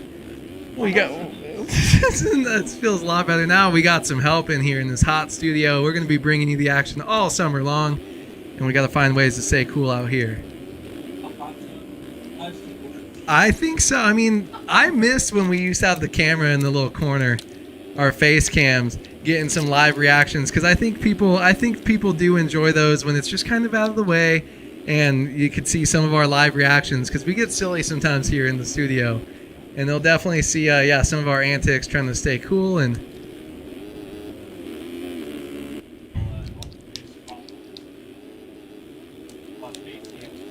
yeah, and then we could wear some more silly outfits. It's I didn't even say that out loud Supercross. because my mic was muted, but I said we would do a straw poll to see if you guys want face cams like A-Wood is saying. I don't know. I feel like that was my favorite part back in the old national days. You go back you're to on the screen. Yeah, I'm freaking. That's what they call me for. I'm the money maker. Yeah, right. Kellen out here, the only one who knows what he's doing. I just like to ramble. Oh my gosh. This turned into great practice, though, for having to talk 12 hours a day in a few weeks. Yeah, I know. You're going to have time. so much fun at Loretta's. Oh, man. It's, yeah, your voice is going to be shot. You, Weeds, who's Kevin Kelly and Megawatt. At least we'll get some real professional commentary when we get you and Weeds in the booth. It's just catching strays. Everyone out here, no one's safe. I know you've thrown what? Pirelli, Bridgestone, Maxxis, Michelin. Now you're throwing other announcers under the bus. I mean, come on, Haywood, what are we doing? Leclerc. Yep. He's still number one. Easy. Yep. Hashtag easy. We got most people saying they want face cams, except Neon, who wants first person pliz. Let's go. Okay. It's hard. These are the races where in outdoors where they get so boring because your leader checked out by 40 seconds halfway through, where we just get silly, and I love it. These are outdoors is so much more fun in that regard because it's not complete nonstop action like Supercross, and we get to have a little bit more fun here. Ooh, is that a rider down? Is that a position? That was Taylor Lang.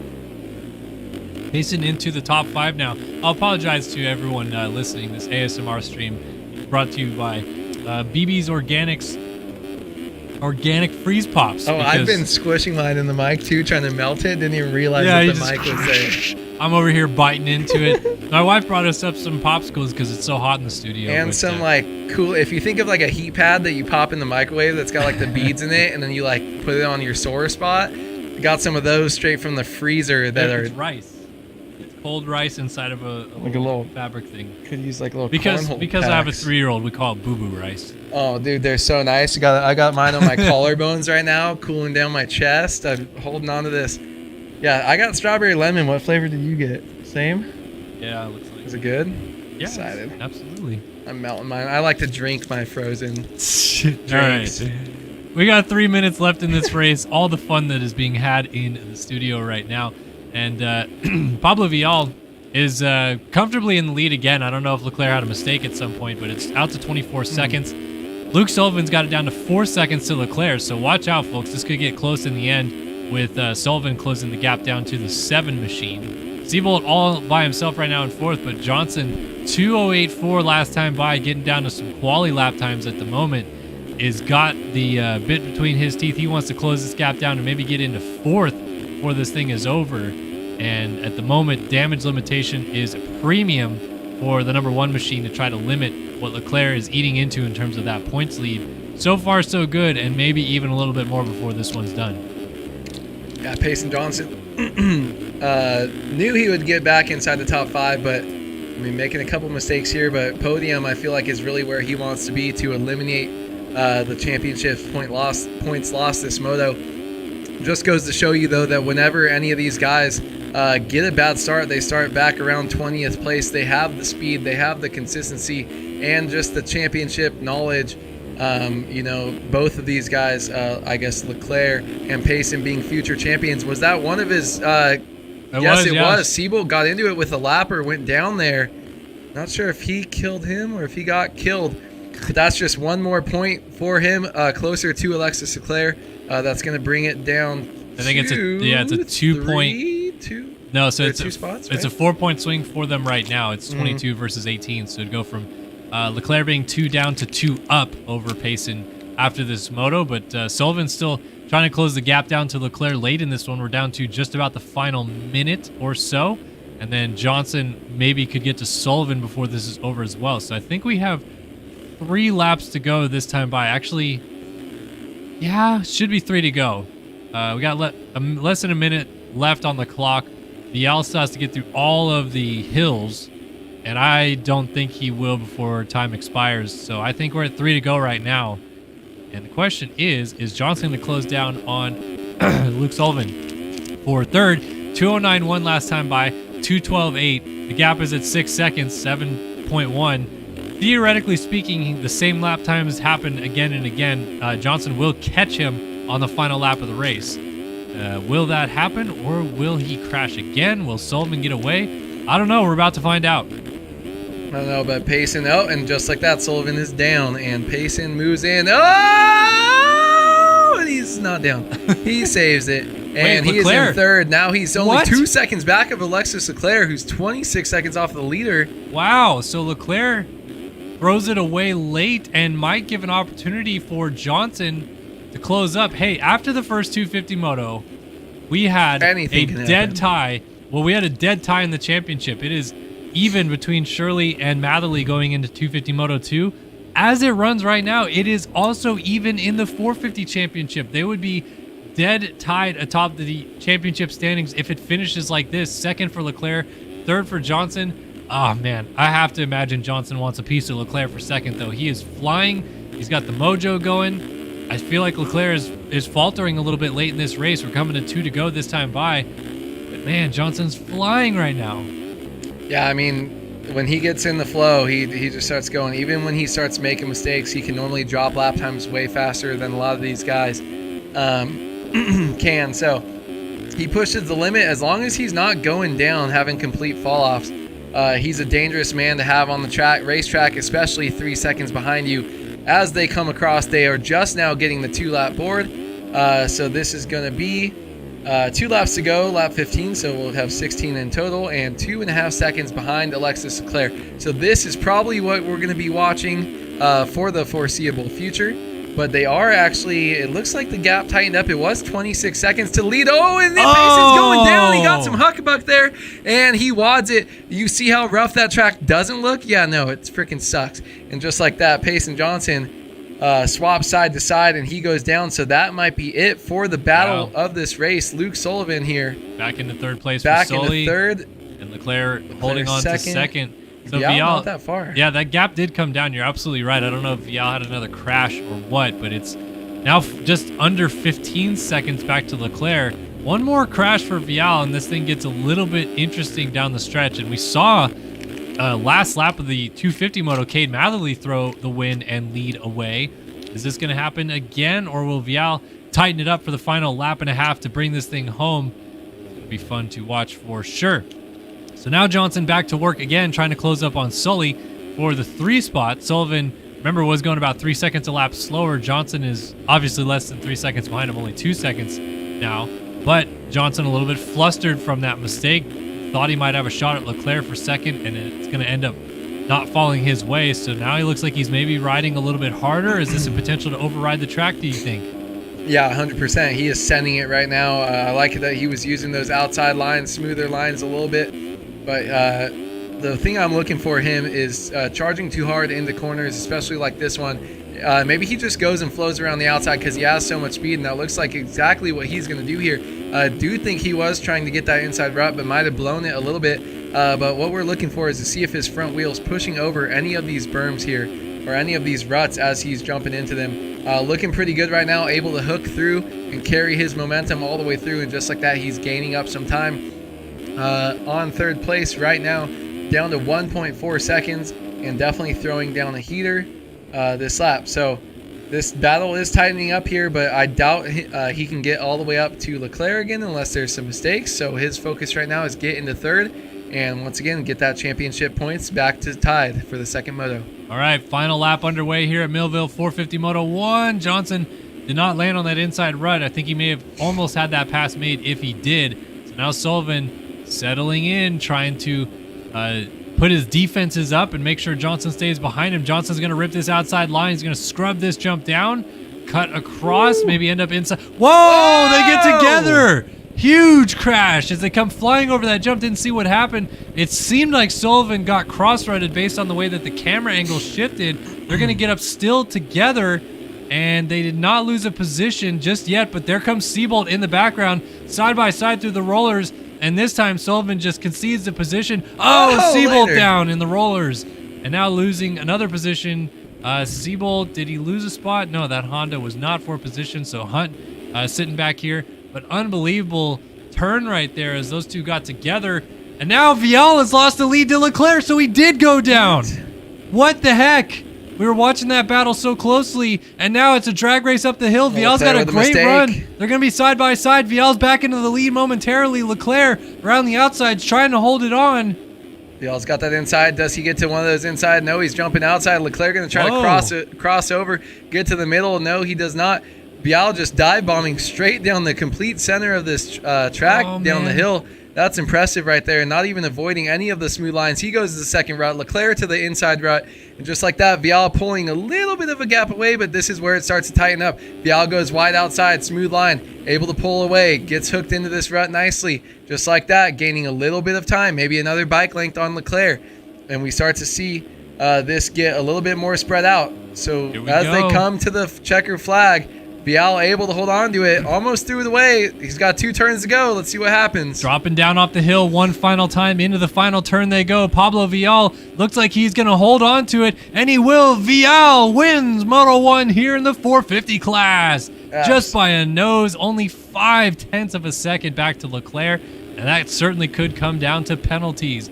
Payson Johnson is going to finish this one up in the 3 spot. Or is he? No, he's not. And Sullivan goes by in 3rd. It looks like Hunt's too far back, but Johnson now finally going to pick it up and finish in the 4 spot. That'll cost him the championship lead. Provisionally speaking, we'll have to see if Leclerc also gets the win on top of that. Cuts, yeah, that would be insane. He's already losing 2 spots in the championship to Leclerc right now. Man, that's crazy, and it's going to be interesting to see what happened. You got to think maybe potentially one of those times that he was having off-track excursions or crashes that Vial did get some cuts, so going to be interesting to see. Devin Davis coming across here in 8th place. Good ride by him. Just another top 10. He keeps stacking up top 10s in his career. And let's see. Nicky T with a top 10. He's going to get 9th. Nicky T held on. Yeah. Let's go. Good ride for Thomas Sunis, and Walter Gebhardt will round out our top 10. Brandon Cocroft in the 11th spot, Chase Blakely 12th, Castellaneta right behind him in 13th. Blakely swapped out. Castellaneta is going to try to beat him to the line, and Blakely just holds on. Holiak is going to cross here in the 14th spot right there. 15th for Ethan Parks behind him, gets some good points. Kyle Boardman in 16th. Caleb Hall dogfight with Anthony Pachon for 17th right now, coming to the flag. Back to that in a second because Brandon Larson finished up in 19th, a lap down, and Riley Hewen rounded out our top 20. So let's see what happens here in the battle for 17th. Can Pachon get to Hall? Will Hall hold on with just 2 turns to go? Oh, no! Little mistake right there by Caleb. Oh, he's going to go inside. Let's see. Send Whoa! it. Pachon yard sails down the outside. It found the landmine going into that corner. It is going to be Hall crossing the line. Let's look at penalties. Let's see what we got. Leclerc wins! Leclerc takes the win. One full second of penalties. Gonna make him lose by 5 seconds from Vial. So there goes Leclerc in the 1st place. Holding on to 4th still, obviously. Unbelievable. So we have 2 motos tonight already that were less than a second at the flag and were given over to the person finishing in 2nd place in the race on penalties. Unbelievable, as Leclerc gets the win in 450 Moto 1 at Millville, and he now, provisionally speaking, has a 5-point championship lead on Payson Johnson going into Moto 2. Wow. Can't believe it. I just simply can't believe it. That is crazy. I mean, 2 crazy motos coming down 35 minutes in, coming down to basically last lap, last corner. These races have just been insane so far tonight, and crazy to see that the championship's still shaking up this far into the season. Man, that was awesome. Unbelievable. Wow. It's crazy. Leclerc fighting till the end. Vial just kind of throwing away his great start there, and then Payson able to claw back all the way to 4th. He was in 3rd at one point, and then just not able to make it happen. Restarting server to attempt to fix lag. Break. So we do have a 5-minute break. And all right. That's nice. So I'm going to go ahead and disconnect, and we're actually going to go to an intermission screen. Myself and Andrew Wood are going to catch our breaths for just a moment. But we will be back momentarily, let you guys know what's going on with the server situation, and we'll see you guys in just a bit. Hang tight.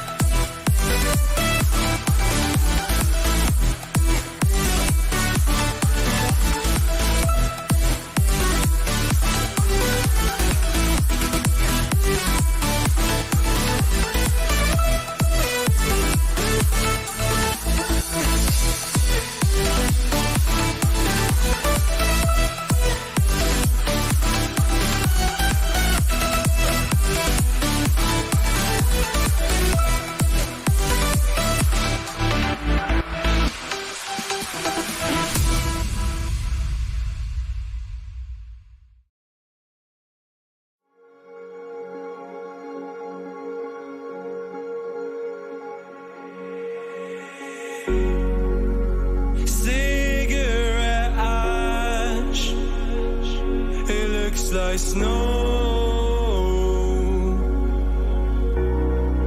when it falls in the wind, you know. And you say you wanna dance. You're worried, you know, you'll end up in the wrong hands. And you're having fun. Why don't you show your friends? And you're having fun. What if it never ends? I'm lacking sincerity, but you don't care at all. And this booze, this cigarette's trying to take me home.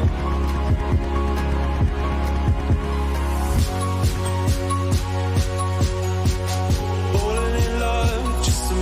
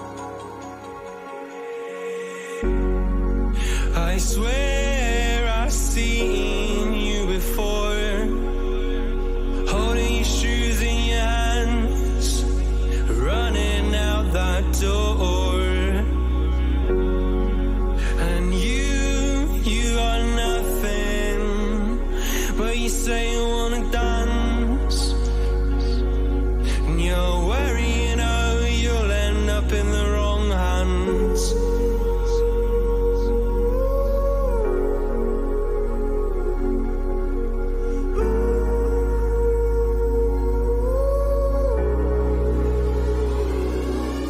I'm lacking sincerity, but you don't care at all. And this booze, this cigarette's trying to take me home.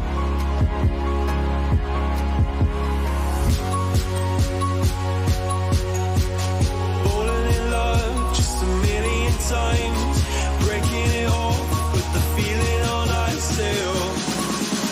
She's as cold as December.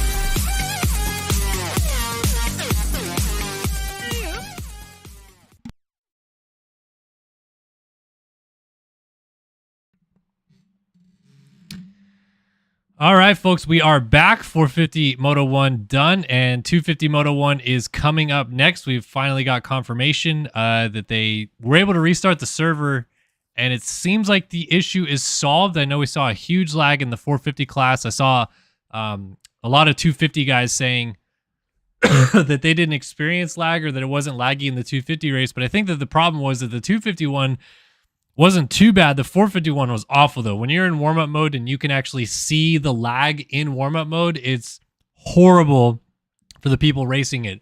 Warm-up mode is designed in this game to reduce the effect that you see of anything happening in a server. So even little bits of lag that maybe happened in the first 250 moto, we would have never even seen.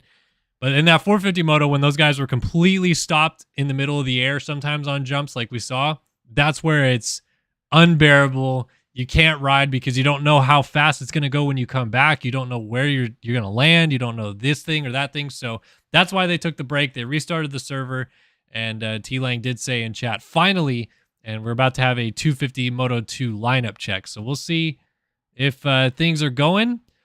If it is fixed, Lang did say, or I should say if it's not fixed and it's still a problem, Lang did say that there is a potential, at least, that they would have to postpone these second motos and run them next week. So we'll see what ends up happening with that. But for now, looks like we're good to go.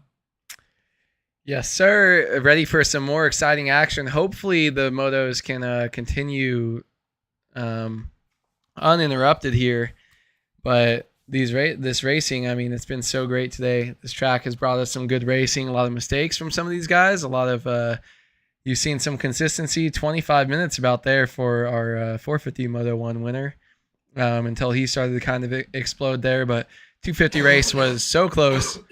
Just going to be interesting to see if we can get that again here as we come into the second motos of the day. 100%. Definitely looking to see some good stuff here tonight in 250 Moto number 2, and hopefully the servers are not boofed. We get some motos going off here in a moment. Boofed. Move. Just waiting for these bikes to load in. It always takes a long time when you finally load back into a server. So to be a minute here before I'm fully in, I'll probably get timed out and need to reload everything again. Got Thomas. So many skins. Thomas Elias with the loading screen emoji in the chat. I was like, his comment's not even loading. Oh, it got you? Come on, Awood. Come on. And once I looked over at the computer and saw it was the same, I was like, shit. Got him.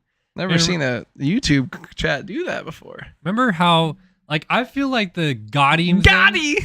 Dude, I feel like that lasted for so long. Like, most memes, it's like they have like a 1 week lifespan and then everyone's pretty over it. I feel like I remember seeing the Gotti thing like a year later after it came out and people were still using it. And it's pretty good. I mean, I still say like, got him. Like I said that earlier in chat, talking smack to someone earlier. But it's like, got him to me is different than like, yeah, that kid, the Gotti. Like, you gotta say it that way. Gotti. Yeah. Like, a dude was like hanging out with Dan Bilzerian and stuff, living his best life. Or so was me. All right, whole shot picks, Awood. Who you got? Who even rides 250s? Just kidding.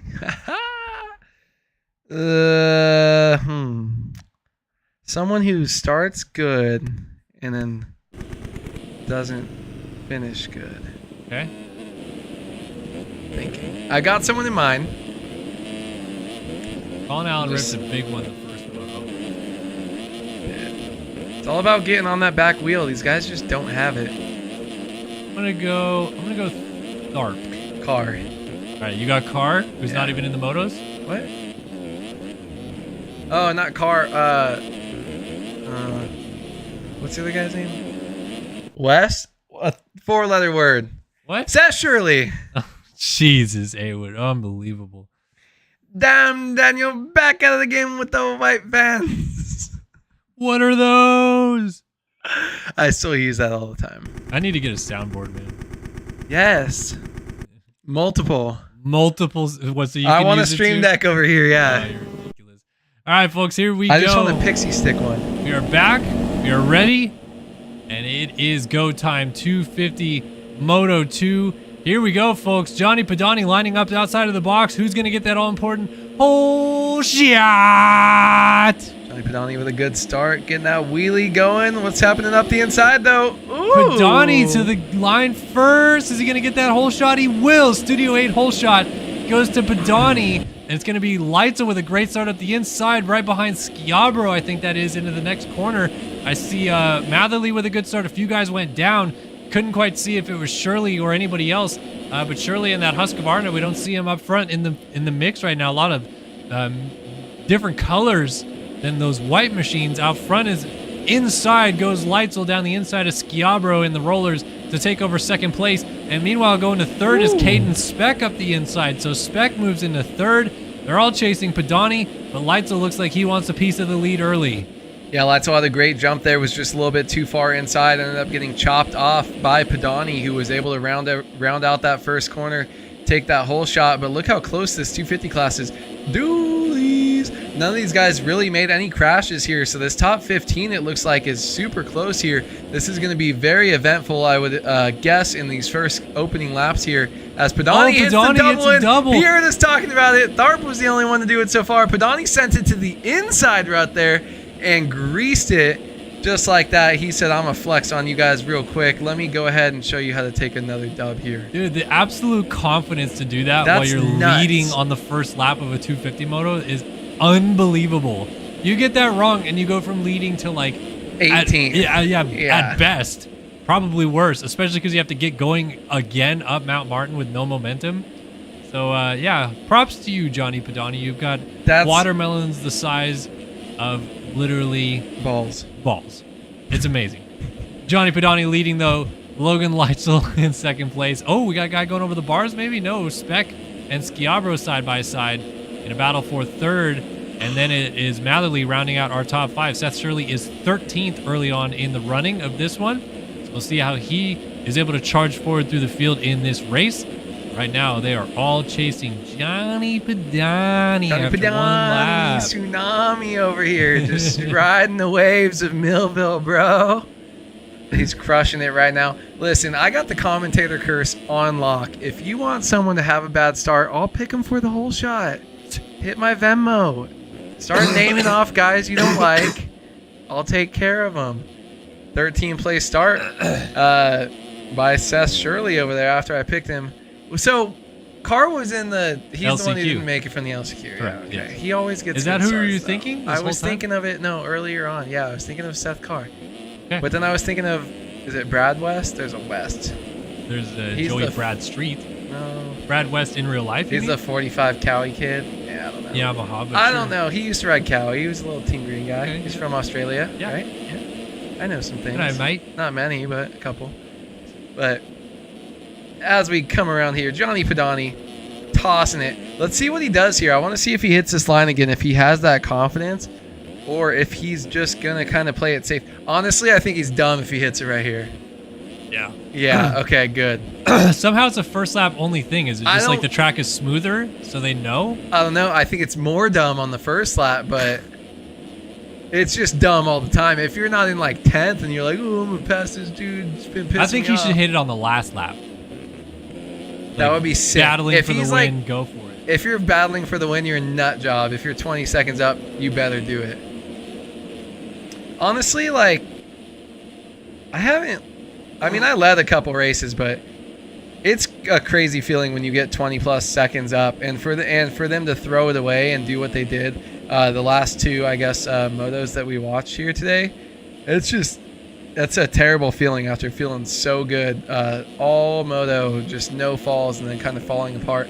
But Padani, I mean, he was the most consistent one. That's how he got that great finish in the first moto, was he started back about 6th or 7th place, and he was the most consistent, not the fastest on the track, and that's why he was able to work his way through the pack. So honestly, Leitzel was doing it too, but had a little bit of pressure. But that's going to be what I'm gonna be curious. Does Cade Matherly send it with his a little bit faster speed, or do Padani and Leitzel hold on with their better starts and less pressure up front? I feel like this is trending towards the latter of what you're saying there with Padani and Leitzel, because they were fast. You're absolutely right. Padani worked his way to a battle for the potential win, didn't get it. Obviously, Shirley did. But then Leitzel came from pretty far back to get into the top 5 and even have a shot to run with these guys. So this is going to be fun to see them actually up front and trying to pull away right now. Different scenario this moto for both of them, whereas Matherly is pretty much in the same deal that he was in the first moto, just hovering right around the leaders, hoping to get into a position to try to win. And we'll see if he can stay close to them. Schiavro in 4th as Joey Arrico goes down inside the top 5 just here at the end of the Millville Sand Whoops. You guys getting into them. So McLaughlin now moves into 5th. You got Hayden Stevenson 6th. Evan Vanderkoy up in 7th for Sunbelt. Great ride for the Ev Moofster, as Caden Speck is in 8th. 9th now for Rico after that crash, and Race Cobble rounding out the top 10. Ryan Chousey in 11th. Nick Niles 12th. Tyler Nichols 13th. Alex Zellner 14th. Balzer 15th. Cash Woods is 16th. 17th. McLaughlin 18th is Bryce Whelan. 19th for JR Reyes. Nygren rounds out the top 20. Horn is 21st. Holt 22nd. Bowser 23rd. Brune. Helkvist. Tharp.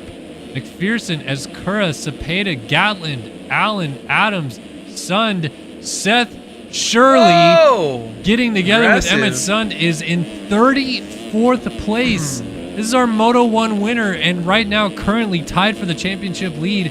34th place. Yeah, that's not good.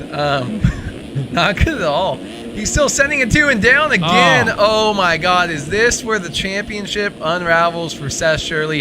It sure looks like it. You missed 25 points in the moto this late in the season, and you are... Toast? Screwed? Bread? Bread? Bread? Something. but not good. Whatever it is, not good. Seth Shirley, I don't know. Like, this is one of the things where it's like, I would save the demo and go back and just go and look at what happened to my championship rival if I was racing against him, because you know, how much of it was his fault, because there's times where a lot of it's your fault, a lot of it's other people's fault, a lot of it, you know, you really can't avoid it, but man, it's really something you have to avoid. And when you're consistently getting good starts, you're in the championship battle, you haven't finished basically outside the top 3 in the moto so far this year, you need to be throwing down finishes, and you can't be in 34th 7 minutes into the race. So going to be interesting to see if he can get back into points at all, and if so, how far he can get back into it. He's clearly sending it, but right now that might not be the way to go. These guys are so not even in the same league as you.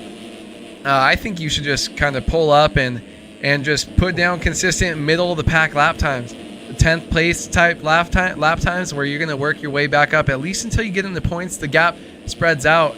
Luckily, he gets a twofer right there. He's going to get another one right here as they come into the first section. But man, Seth Shirley has a lot of work to do, and we saw him go down on his own, so hopefully he doesn't keep doing that. Well, interestingly enough, I felt like I saw a couple moments during this, just watching him, where the server was lagging again.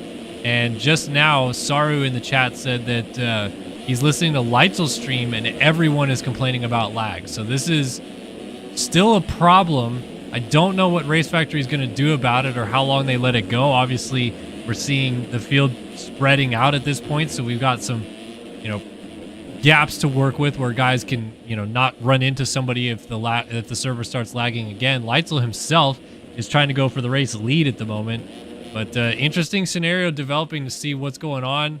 A lot of guys saying they got slow-mo here. Chase B, worse, he's seen it since 2015. Yeah, so so people are in spec mode, getting offset. I don't know. We're going to see what happens right here. I'm going to keep an eye on chat and let you guys know if I see anything. But right now, we're still racing here. We're closing up on the 10-minute mark, and Leitzel's closing up on Padani for the lead. We might have a battle out front before long. Yeah, Padani really hasn't kind of pulled away. I didn't think he would pull away too far, but I wasn't expecting him to lose time to Logan Leitzel after his dominant first moto performance, able to work his way up from so far back. Logan Leitzel, though, showing why he's got the #1 plate on his bike. He gets a good start. He feels some confidence maybe later at some of these tracks later in the rounds. And Logan Leitzel pushing for another good finish, trying to get a second moto win here at Millville as they come through the sand rollers. We're about 10 minutes into the moto. See how these guys are doing with the lag, if it's affecting him or not. These guys are both look like it's not affecting them at all. Haven't seen too many big mistakes from either of them. They're just kind of going about their business, hitting their marks, and throwing down some lap time. So Johnny Padani, I mean, maybe pulling it back a little bit ways, but that's kind of how this track works. Is you got some hills, you got some fast sections, you got some tight sections, you got some big jumps, big ruts, a little bit of everything in kind of their own little sections of the track. And it kind of depends on what are your strengths. Are you good at off cambers? Are you good at the hills? Are you good at carrying momentum through the rollers? And you'll see these guys kind of yo-yo as they go around this track. It's a very long racetrack here at Millville. And these guys kind of yo-yoing around the track. Sometimes he'll pull away. Sometimes he's getting yanked by Leitzel. So going to be curious to see what happens if Leitzel can get close enough to make a move sometime soon. Down Mount Martin we come, still keeping an eye on what's going on in the chat room right now. But Leitzel looking pretty solid on closing this gap down, as still leading. Padani just noses the front end over that rut just a little bit right there. Matherly not too far behind these guys either, so if they get together and start battling, look for Cade Matherly to try to close the gap in and maybe get close and battle for a potential race victory in this one. Remember, Matherly was third in the first moto. For him right now, the real story is that his closest championship counterpart, Seth Shirley, is absolutely buried right now. And they were tied going into this moto on points. But right now, this is Matherly's, championship unfolding in his favor right in front of him, so long as Seth Shirley can't move forward from here. So this is certainly a bummer scene for Shirley. If you're Matherly, you got to be pretty stoked to see that the championship lead will open up quite large after this. We'll see what happens if Shirley can figure it out and start moving forward. He's still 29th at the moment, as we are now 11 and a half or so minutes into this one. Still 18 and a half minutes to go. Not as much time as Shirley would hope for to try to claw his way back through the field. He is running out of seconds quickly to make this happen while these guys continue to battle out front. Yeah, I mean, even if a curious thing for me would be to see exactly if maybe the lag is why the Shirley had those issues so early on, or maybe he just got caught up in a couple pileups, and then from there, as kind of Sari was saying in chat, as Logan Leitzel goes by, as Padani's going to blow that rut there, go off the left side of the track before the catapult. That's going to get him the pass to the lead. Leitzel goes by. Padani had been just holding on for a couple seconds there. This far, 12 minutes into the race, and he finally loses the spot. Logan Leitzel is streaming and apparently not complaining too much as compared to the other people in the chat with him, though. So it's like, here you see the guy that's in the top 3 is not complaining too much. So how bad could it be? Everyone's getting affected by it the same. Would be interesting to talk to some of these guys later on. I mean, it totally depends on where it affects you. If it's coming down this hill and you get a weird kick, as opposed to if you're in a flat like ground that? section. Yeah, I think he was just sending it right there a little bit. But, it's all kind of depends on where you're at on the track. But, I mean, if the guys in the lead aren't complaining about it, it makes a lot more sense that the guys in the back are going to be more vocal about it.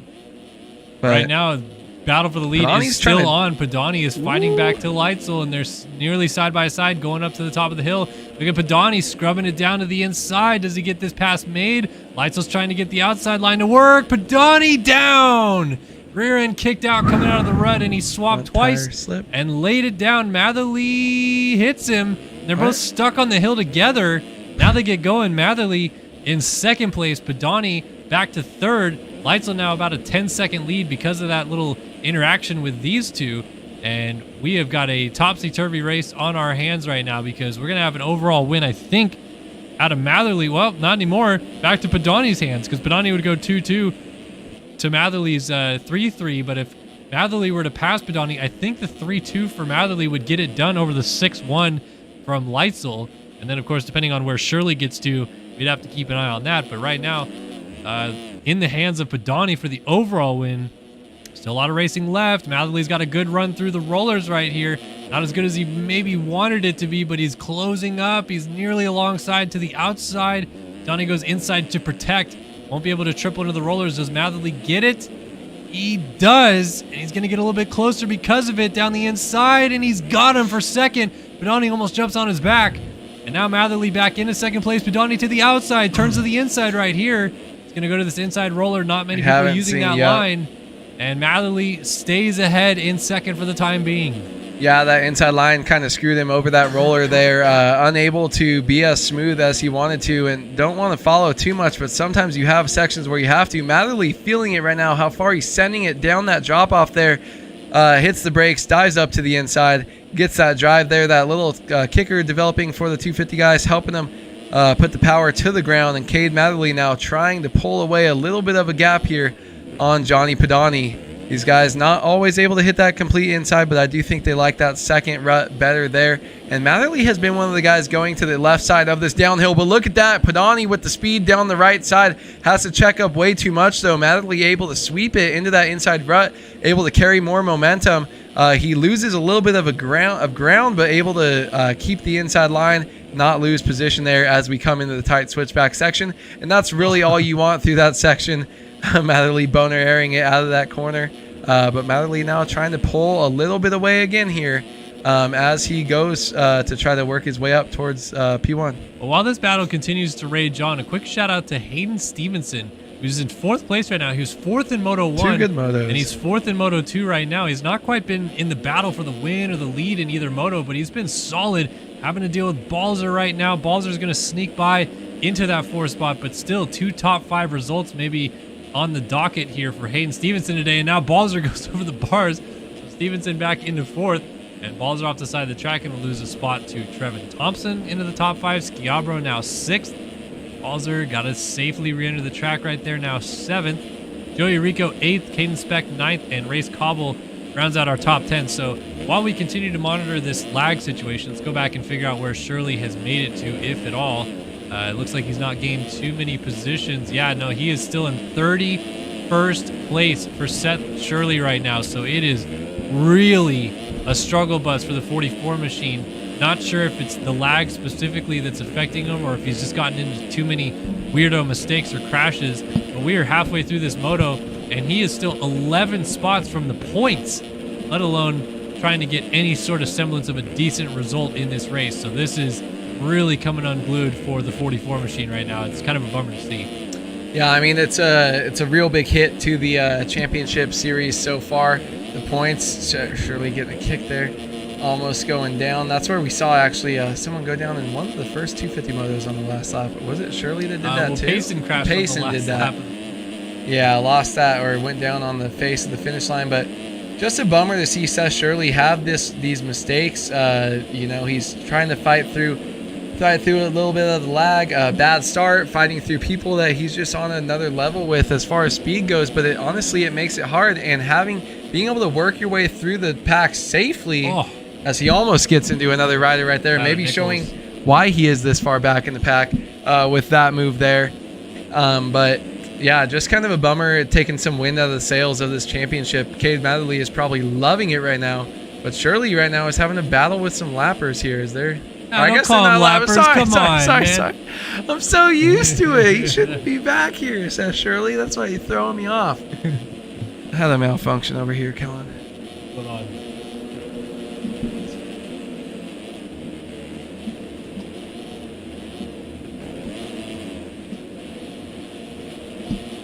Technical difficulties. 1 minute. Okay. Seth Shirley is still trying to make some passes here up the inside. Does he get the drive? So Seth has been really getting a better drive. You see some of these guys having to try to seat bounce that so much more, but that's kind of what separates some of these top guys from the back. Look at how smoothly he jumps into that rut. That's another pass right there. So he's worked his way up. He's into the 20s at least now. Trying to get back, at least score some points here on the day. Someone cutting the track almost got into him there. Thank you, Kellen. So Seth Shirley up into, we'll have to see where he comes around, probably like 28th or 29th there after making a couple positions. But Braden Tharp, after that great ride as well, see him at the top of your screen coming across in 21st place. So bummer ride for both of these guys here. Seth Shirley did make it all the way up to 26 as we watched him make a couple passes there. But all eyes on this guy, Logan Leitzel, with the #1 plate right now. Yep, jumping up that big double. It is Matherly in the 2 spot right now. 3-2 would get it done for the overall by a single point. Well, it actually would be a tie with Padani, both on 42 points for the day. But he would win by a single point then over Logan Leitzel, who's winning this second moto right now. So for Leitzel, doesn't even matter, because if Padani gets to Matherly, then Padani wins the overall. So if you're Leitzel, you really need Thompson or Balzer or one of these guys to get in the mix and shake things up a little bit. We did have an update in chat, though. Alec Horn, who was in this race, I guess, right? At some point. Go see and find where Horn disconnected at. There he is. Alec Horn was 39th when he disconnected on the 7th lap. Then he came in here and he said, where did he say this? I gotta go find it again. He said, slow-mo on the course is horrible. Servers are almost unrideable. So we are still dealing with this issue right now in the servers, unfortunately. Not sure how much of a toll it's taken on anybody else, but it's certainly kind of separated our top 3 at this point. I don't feel like the top 3 are really battling with each other anymore. It's just riding their own race. Great battle for 4th, though. Balzer and Trevin Thompson side by side. Balzer with the huge scrub at the top of the hill. Gets to the inside. Looks like he's got that pass made, and he is through. But even so, still a great ride for Trevin Thompson, holding on to a top 5 right now. Yeah, it's cool to see some people that maybe you don't see normally up front have kind of breakout rides here. And Trevin Thompson is doing it right now in the second moto here at Millville. 20 minutes in every time. 20 minutes in, and he's still holding on strong. Did he lose? Are those both positions right there? Yeah, that was Stevenson and Squidbro. Stevenson and Squidbro coming through after that little mistake there, but still well inside the top 10. It's just going to allow Squiddy up into the 5th place spot. Stevenson 6th, and a nice comfortable 7th for Trevin Thompson there.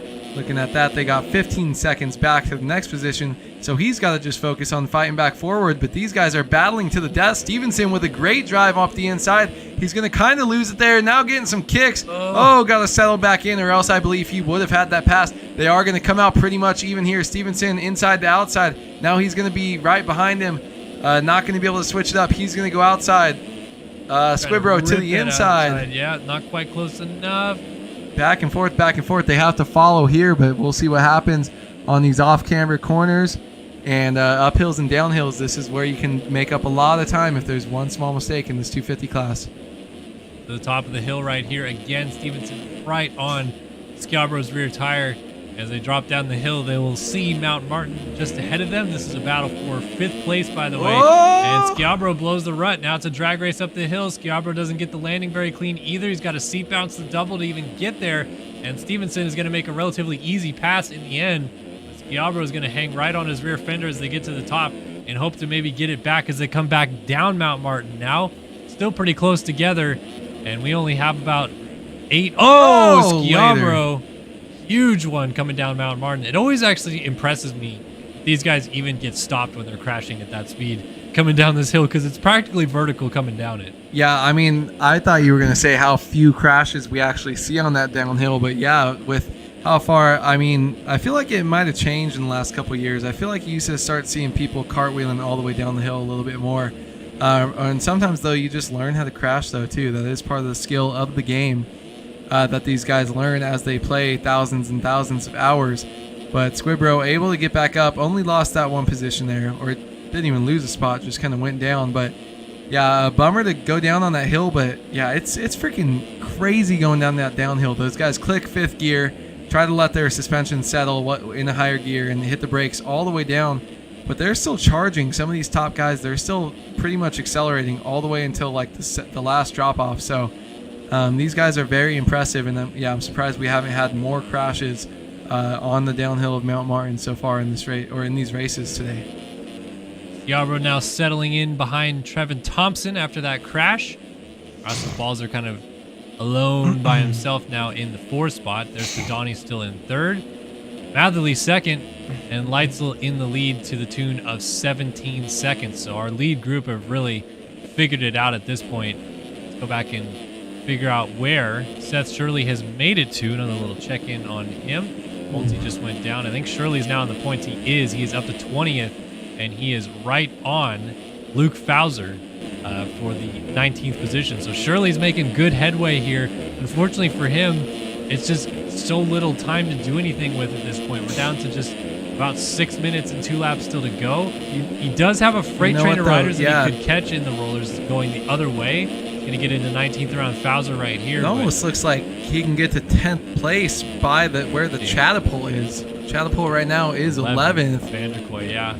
Top of the hill, Rico and McLaughlin are side by side for 9th, 8th just in front of them.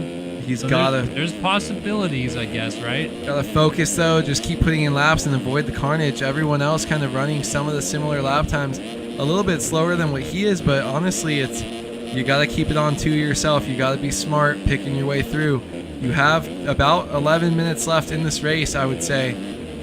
6 minutes plus a lap to go, or plus 2 laps to go. So really just start keeping those consistent lap times.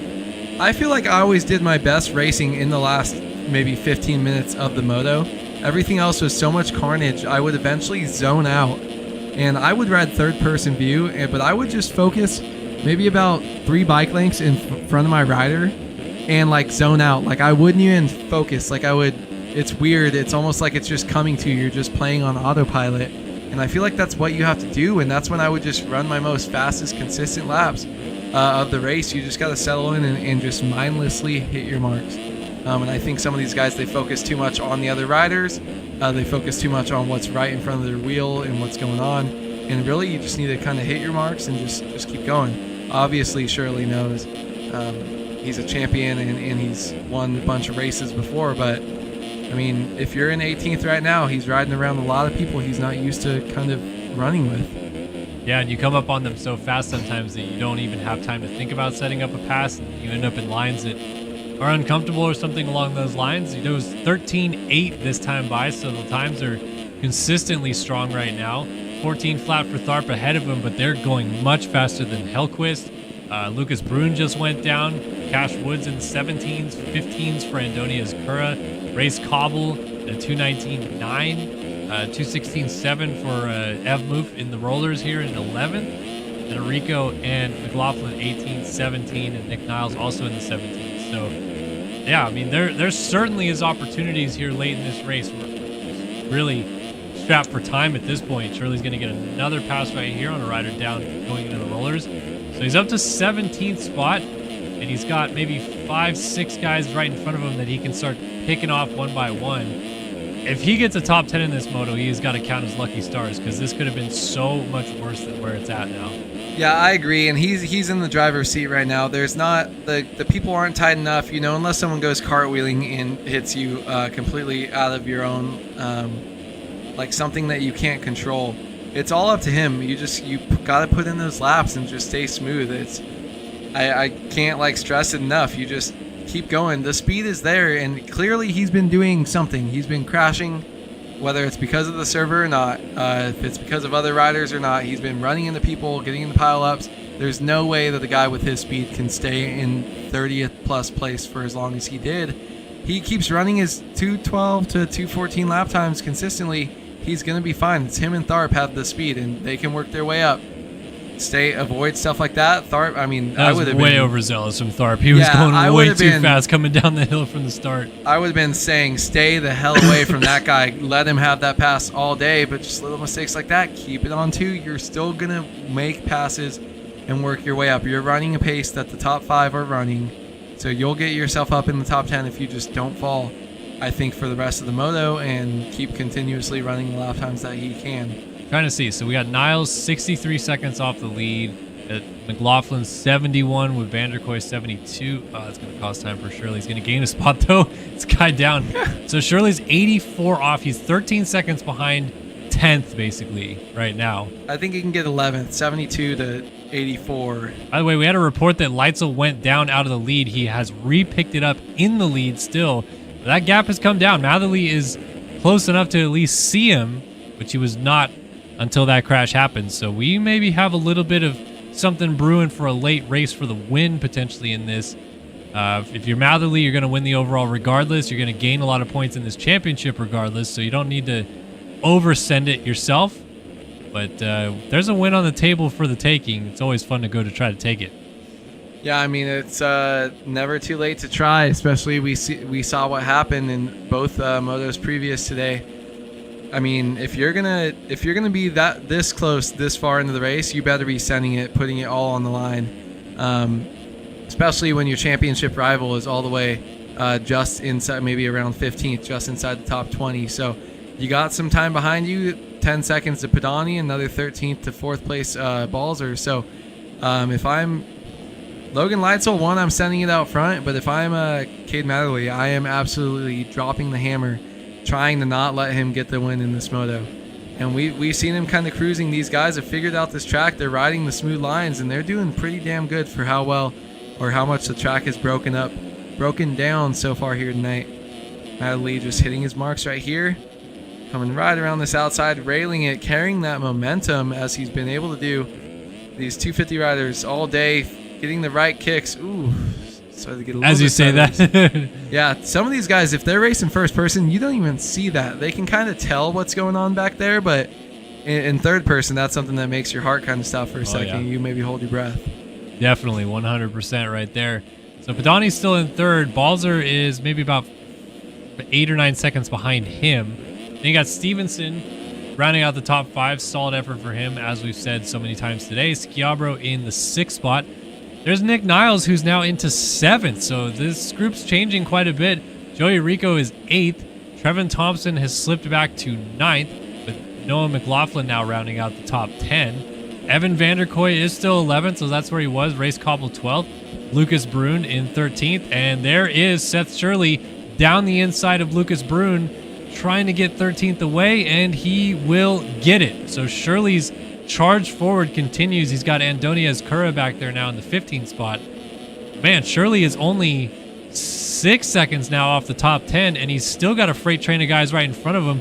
We're past the 30-minute mark, so 2-lap board may have gone out last time. No, it's going out this time. So we're 3 to go for Shirley right now. He's now into 12th, and he's, basically only 2 seconds back of the top 10, which is EVMove. So this is an unbelievable charge for Shirley to make this happen. And there's still a chance he gets, maybe 8th or higher unbelievable the way this is unfolding. Yeah, whoever's at the bottom of Mount Martin right now is how far I feel like he could get. Seventh. Miles. I would say 8th, 7th, completely realistic. 7th he'd have to send it, but look at these guys. You got 3 guys within a second in front of you. I mean, if you just keep riding how you're riding, don't let the mistakes catch up to you. You've been avoiding them. You've been running 212s for the last couple times. Split the gap here, do something, go outside, get this good drive. I wouldn't even go close to these guys. Just get yourself up there, send it to the outside. You probably have twice as much speed as they do down this hill.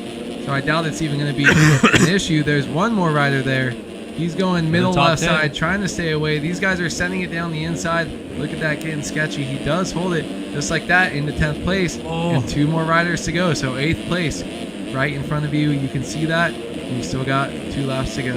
Joey Rico right in front of him with Vanderkoy. Look at that mistake. Rico with the crossover. Could kind of see that coming. Yeah, Shirley's riding really well for what's going on around him. He scrubbed that well. He's going to get a good drive to the top of the hill, scrub this, and he's got make the pass on Rico into 9th. Next up, Vanderkoy right in front of him in 8th. And then Thompson at the bottom of the hill in 7th. Galbro a little far away, like you said. Then Balzer, Stevenson, Padani. So Matherly, I heard, went down, or did, I don't know what's going on. Cade went down, Logan went down. They were close. Then they went down. And now Padani is not too far away from both of them, but there's a pretty big gap between those guys. So let's go back and see Shirley working on Vanderkoy here. Up and over this big tabletop. I mean, if this gets crazy enough, Shirley, if he gets to 5th, would win the overall. I mean, 5th is pretty far, but that's pretty nuts. That's where it would flip over. I feel like 7th is the max right here. I mean, it's what you can see on your screen. You got a huge gap up to Jeremy Schiabro in 6th place, but I mean, it's possible. We got what? So a lap and a half left? Maybe, yeah. So, I mean, 2-lap board was out, but yeah, white flag's not out yet. So lap and a half left. 7th, I think. And there's got to be a lot of luck involved for that. Closing up to Thompson, and then Schiabro and Stevenson going up the hill. That is 6th and 5th. So white flag is out. Leitzel first place. He's got a pretty big gap. Like, I went up to this lead battle, and I guess I missed all the chaos that was going on. But Leitzel, it's back to where it was. Leitzel having about 4 or 5 seconds in hand on Cade Matherly. Logan Leitzel hit the arch on the catapult.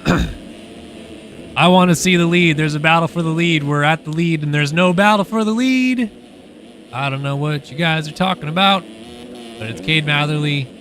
About 5 seconds back of Logan Leitzel as we go into the rollers on the final lap. This is going to be a dub in this moto for Leitzel, but an overall loss of 1 point on the day to Matherly when he entered 18 points down and looking like he's going to leave 19 points down, but still a good ride.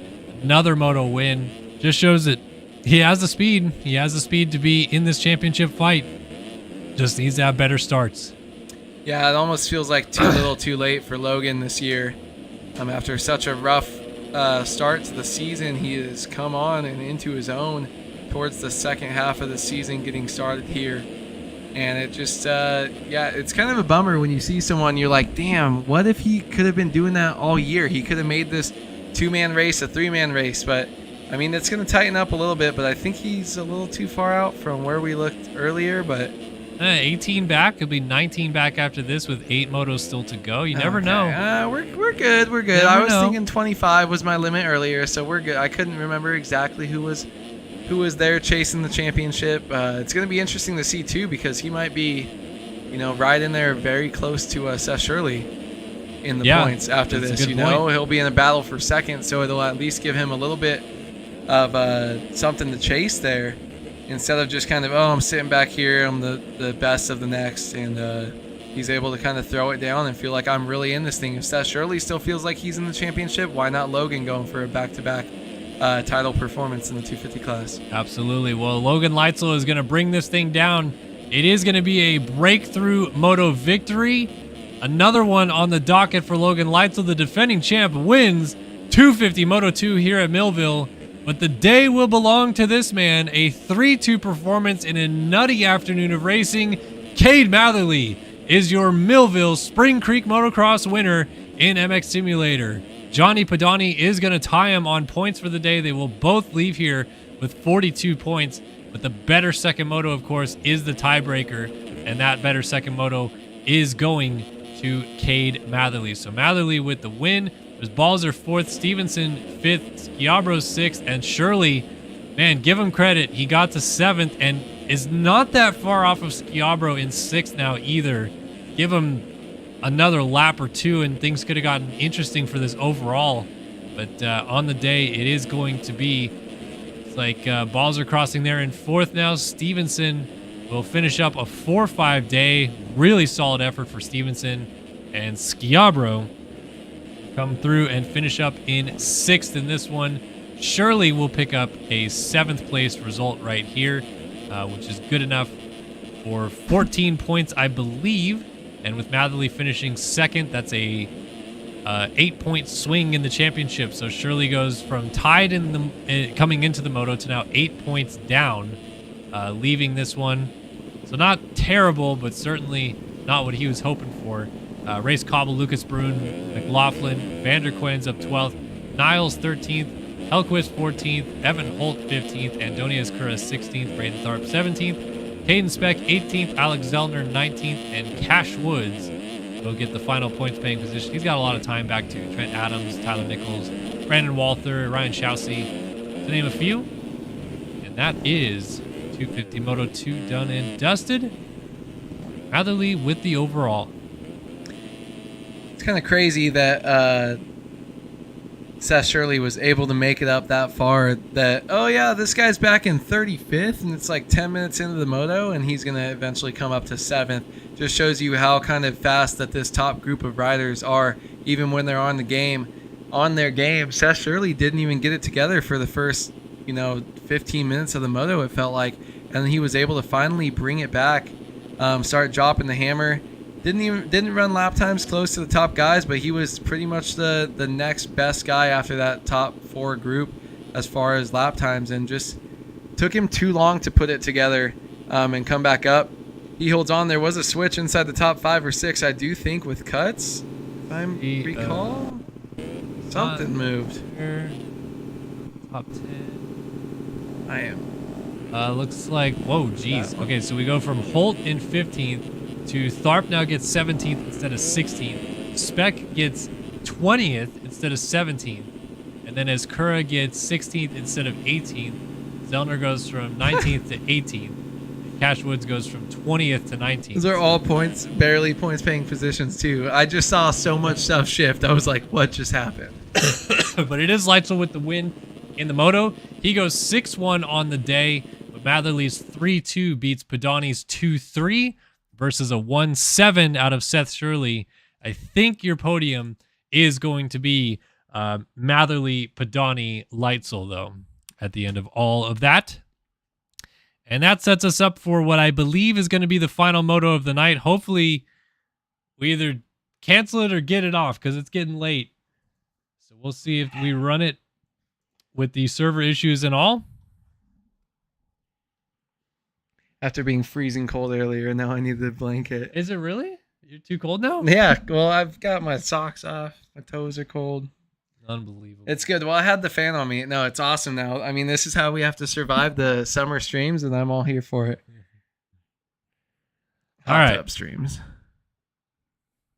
450 Moto 2. What do you think, What are we getting it in? I don't know. With how much people were complaining, we're gonna have to see with the server what people were saying, but I could go to bed. As a reminder, it was Alexis Leclerc with the win in 450 Moto 1. Pablo Vial was 2nd. Luke Sullivan 3rd. Payson Johnson in 4th. And Cooper Hunt rounding out the top 5. Seabolt, Lang, Davis, Thomas-Sunis, and Cocroft inside of the top 10. And then it was Gebhardt, Castellaneta, Blakely, Holiak, Boardman, Parks, Hall, Pachone, Larson, and Hewen rounding out the top 20. So as we roll into this moto, that was a 7-point swing in the favor of Alexis Leclerc in the first moto. He is your provisional championship leader by 5 points over Payson Johnson as we enter Moto 2 right now. So is it going to be a situation where Leclerc keeps that gap and leaves here with the red plate, or will Payson Johnson turn it around and slide those 5 points back in his favor? I don't know. I don't know.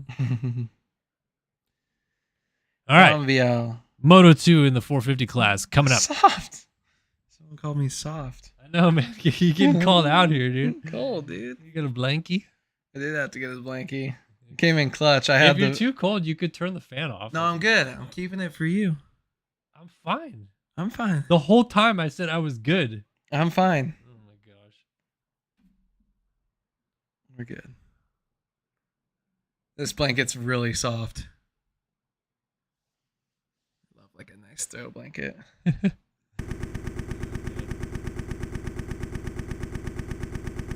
What are we doing here?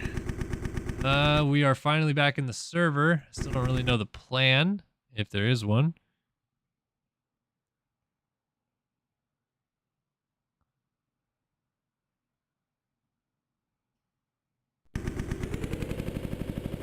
.450 guys are on the track.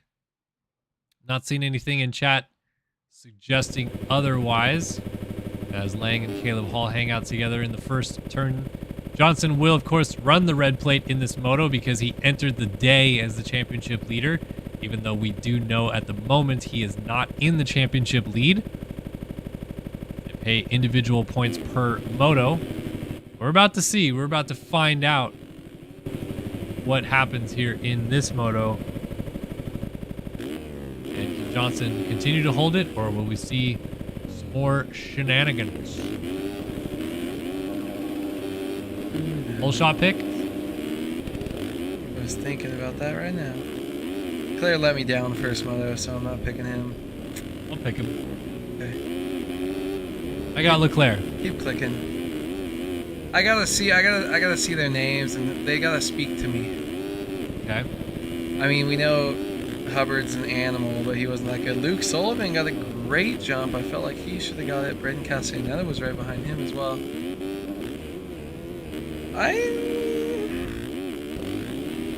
Tyler Lang, though, too. You had first moto, had a great start. Sullivan. All right, he's going Sullivan. Lucas Sullivan. I have got Alexis Leclerc for the Studio 8 hole shot. Mark it down, efforts.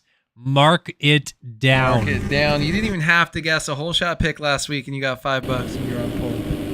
It didn't go to me, though. Oh, yeah, I went know. to Steve. You weren't getting it. All right, here we go, folks. 450 Moto 2. It looks like we're going to run it, so sit back and enjoy the show. Johnson off the what grate, a jump. really good. Leclerc wheelies all the way into the first corner, but Johnson, I see that one sticking out into the first turn. Frank Jackson, Studio 8 hole shot award. Where'd that come from? Oh, big crash in the background. I don't know who was involved back there, but like certainly, yeah, some guys getting tied up back there. So right now it is Jackson leading the way from Johnson. And then we got Hubbard, Leclerc also with a good start in fourth. Look at Johnson to the lead down the inside of the rollers. He got it. Jackson kind of blew it coming in there. And then, whoa, man, Hubbard, he wants a piece of Johnson for the lead. He's coming after him. Yeah, Hubbard's looking spicy. So is Payson right there. Payson just cased that big triple into the rollers off the wall that he's been hitting, not able to get the drive early on. But both these guys kind of railing some of these corners that I would expect them to have some trouble with early on in the first lap. They're just going full race speed right now. Frank Jackson holding on, though, with a good start on his Phil's racing machine. Haven't seen him up front too much so far this season in the early goings of some races. So good to see him up front with a good start. And always good when you get a hole shot, holding it on around that super fast right-hander corner. And holding it on in third place sandwiched between his teammates. Alexis Leclerc coming up right behind him in fourth. And then a little bit of a gap back to the rest of the field right there. So Leclerc in fourth, chasing down Johnson in first, and a couple of his teammates in between. Let's see what he can do early on. Yeah, it looks like we got Lang in sixth, just behind Cooper Hunt early on in the runnings here. I think Sullivan was seventh behind them. So a lot of your kind of favorites up near the front of this one. Johnson looks like he wants to make a point this time, though. He got caught out in that first moto, double fall off down the hill towards Mount Martin on the first lap. When he was in fourth place, put him outside of the top 30, and he had to claw his way forward the entire rest of the race. I feel like this time he just wants to lay claim, get a big lead, and cruise to a moto win this time through. Yeah, I mean, that would be ideal for sure for him. I mean, you get up front, you get a nice start. I mean, you saw him bar humping there. He looked like he might have been going a little bit long into that triple into the rut, but I do think we've seen this before. I think we saw it in one of the motos at High Point where he just gets a start and checks out, and it's like, where has that been? Because he doesn't normally seem to be able to do it, but when he gets up front, he can kind of relax, run his own pace. And Payson Johnson's own pace when he's up front is still blistering speed and about 2 seconds lap faster than everyone else. So I do think we see him just with a smooth ride away. And I think Leclerc might have to settle with trying to get into second and holding on for hoping that happens. And maybe Payson explodes later on.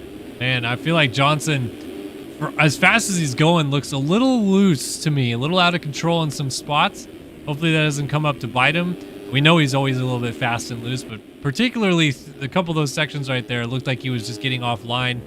Didn't really hit his marks the way that you expect him to, so just keep an eye on that. Hubbard in the 2 spot with Jackson 3rd. Hunt is now 4th. Lang is 5th. Seabolt 6th. Canal 7th. Leclerc has slipped back to 8th. So Leclerc, who was in 4th early on to this one, has had a really rough go of it. And he almost goes down again right there. This is not good news for Leclerc, who came into this with a 5-point advantage in the championship. Right now, things not going his way whatsoever. An 8th place finish would only be 13 points. Got a lot of racing left. But Johnson, right now at least, saying, I'm going to keep that red plate, Sunshine. That is all mine for the taking. Yeah, I mean, when you get a first moto... Johnson's not leading. Excuse me. Ooh, Johnson dropped back to Hubbard. 4th? Hubbard is leading. So Hubbard out front. And then Jackson 2nd. Hunt now 3rd, and Johnson back to 4th. So again, like I said, I felt like Johnson was riding a little loose. I don't know if he crashed by himself, obviously by himself, but I don't know how he went down. He's always loose. Like, it almost, when he gets like super loose, it almost makes me feel like he's riding better. Sometimes he gets loose, but he gets sketchy. He's starting to get kicked around. Oh my He's just goodness. trying to do way too much right now. That is a huge off for Johnson. He's going to have to come all the way back and go over the finish line jump and turn around right just there. Like that, behind Leclerc. Yep, Leclerc just went by over the line with Will Canal. So Leclerc is now back ahead of Payson Johnson. Down the inside, he's going to move into 6th place around Canal.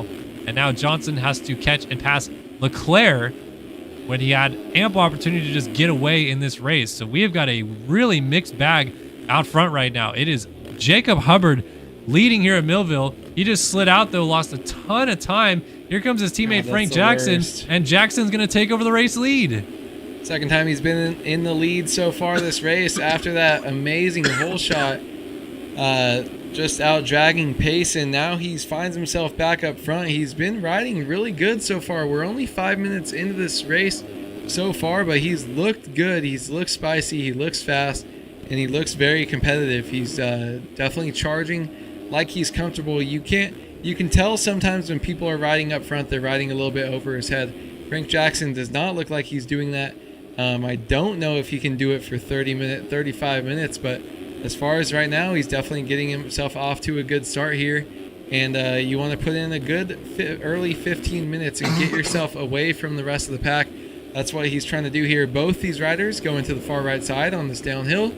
Frank Jackson going to lose a little bit of ground to Hubbard, who's pulling up beside him on that inside line. Now into the switchback section. Both riders electing for the inside lines early on. Hubbard misses it, goes to the second rut. But I do think we'll see that switch up throughout the race. The crazy thing about this is Jackson in the first moto finished 29th. Whoa! Hubbard triples onto the sick! table and then plows into the face of the step up trying to go for the lead. Doesn't get the lead. Jackson takes it right back. What is happening? I was going to say Jackson finished 29th in the first moto. Hubbard 37th. Neither of them have a point on the day just yet. And they're now battling Cooper 1-2. Yeah, Cooper Hunt just took over the race lead. What is going on right now? So Cooper Hunt takes over second, I should say. Jackson still leading. Hubbard third. Then Seabolt in fourth. With Leclerc now fifth and him and Johnson in a dogfight right now for fifth place. Tyler Lang right behind them. That's the other man who's still in this championship fight between the three of them. And they're battling it out for fifth. Yeah, this is awesome right here. Tyler Lang looks like the villain in the black and white right behind them, just chasing them down as these two try to pull away. All three of these riders want to be the one to come out on top. And Payson definitely chasing the points that he lost in that first moto. But, man, it's going to be interesting here to see what happens with these three. Look at that Payson just laying it over on the inside, absolutely sending it. These guys, their pace is on another level. Little play on words, little pace on. Pace is on. But man, Leclerc able to hold tight right now. Tyler Lang looking like he's losing touch just a little bit. Payton getting so close though. Once again getting squirrely. He's got him. Oh my God, Leclerc. absolutely tossing it. Leclerc must have got huckabuck going in there. Wasn't able to get the drive for that jump, so he loses 2 spots. Tyler Lang moves up. Payson Johnson moves up. Now these guys are going to try to keep pushing forward, bring this battle to the front. I wouldn't be surprised if in 5 minutes this is battle for 1, 2, 3 instead of 5, 6, 7. Well, battle of the front is on right now because Frank Jackson has a earful of Cooper Hunt behind him. Cooper Hunt in the first moto was fifth. So he's trying to knock on the door to maybe nab an overall win away if he can steal this one away from our race leader, Frank Jackson. Jacob Hubbard's still right there. Seabolt in tow. And then that gap back to what's going on there with Payson, Leclerc. Looks like Leclerc got around Tyler Lang. Lang must have went down because he's not in the frame anymore. The battle for the lead is still on. Cooper Hunt trying to get around Frank Jackson. It is on. Yeah, he is absolutely sending it right now. Frank Jackson is just trying to hold on, but I don't think he has the elite pace that he needs to hold on to this position. But he looks like he's got the flow. Just like that, a mistake. So he's going to actually gain some time here, gain some breathing room right now. Let's see, Cooper Hunt went a little bit deep right there. Now he's back to 1.7 seconds. That's a lot of breathing room when it was under 1 second shortly before that. And it's funny, I feel like you've definitely had races like that before too, where you go in first moto, maybe you feel really good on the track, you get a bad start, and you just start, you're in 35th place, and you're just not having a good time, just waiting for second moto. And all you want to do, you might even be flowing, but then you're not focused, and you keep crashing, and you finish outside the points, and then you go out and you get a second place start the next race, and you finish top 5. I've definitely done that before, and it's like, it's just crazy that, maybe Frank Jackson has felt comfortable on this track all day and just got one bad start and wasn't able to bring it back together. As he makes a big mistake right there, he's probably going to lose the lead as they come up the hill. It's a drag race to the inside. Frank Jackson has it. Hunt goes deep down into the canyon. Sir. I thought he might double to the inside, but Hunt does take over the race lead. Cooper Hunt is out front here at Millville as he leads him up Mount Martin on lap 5. It's now Hunt from Jackson. Seabolt, by the way, did get around Hubbard in the background. He's now 3rd, Hubbard 4th. There's Johnson in 5th, and Leclerc not too far behind him in 6th. We are basically front 6, nose to tail, all the way up Mount Martin right now. And this is going to get good as now Johnson just got around Hunt. Hunt just had the lead and gave it right back up. Jackson is back out front. And Seabolt's coming for the lead. Must have been a big mistake at the top of the hill. And just like that, Seabolt takes the lead as there's a front end tucked from Jackson. So Seabolt's going to take the lead. A nice little lead here, too. Look at this shot right there. What a great shot. 1 through 6 in the same section as they come over those tabletops, just whipping through. These guys all feeling like they could win. We're only 10 minutes into this race. It's anybody's race here all the way back to, I saw that Lang did fall back a little bit more, but Vial had moved into 7th, so he had a great first moto. So all these guys, the fastest guys out here on the track battling it out, and they're all still so close. Normally the field is spread out by 10 minutes, but right now it's actually tightened back up from, I feel like, what it was before. So Seabolt's going to see if he can hold on to this huge pack. He's just got to hit his marks right here. Frank Jackson following. Frank Jackson actually back into 4th, chasing Payson.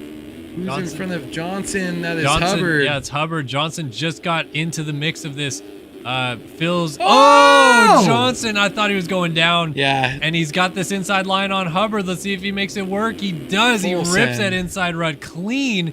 Triples into the rollers. Hubbard's trying to fight back on the inside. Johnson's got this outside working, and he will hold the position into 2nd place. Now, trying to run down his buddy Seabolt just up the road. Let's see if he can make it happen.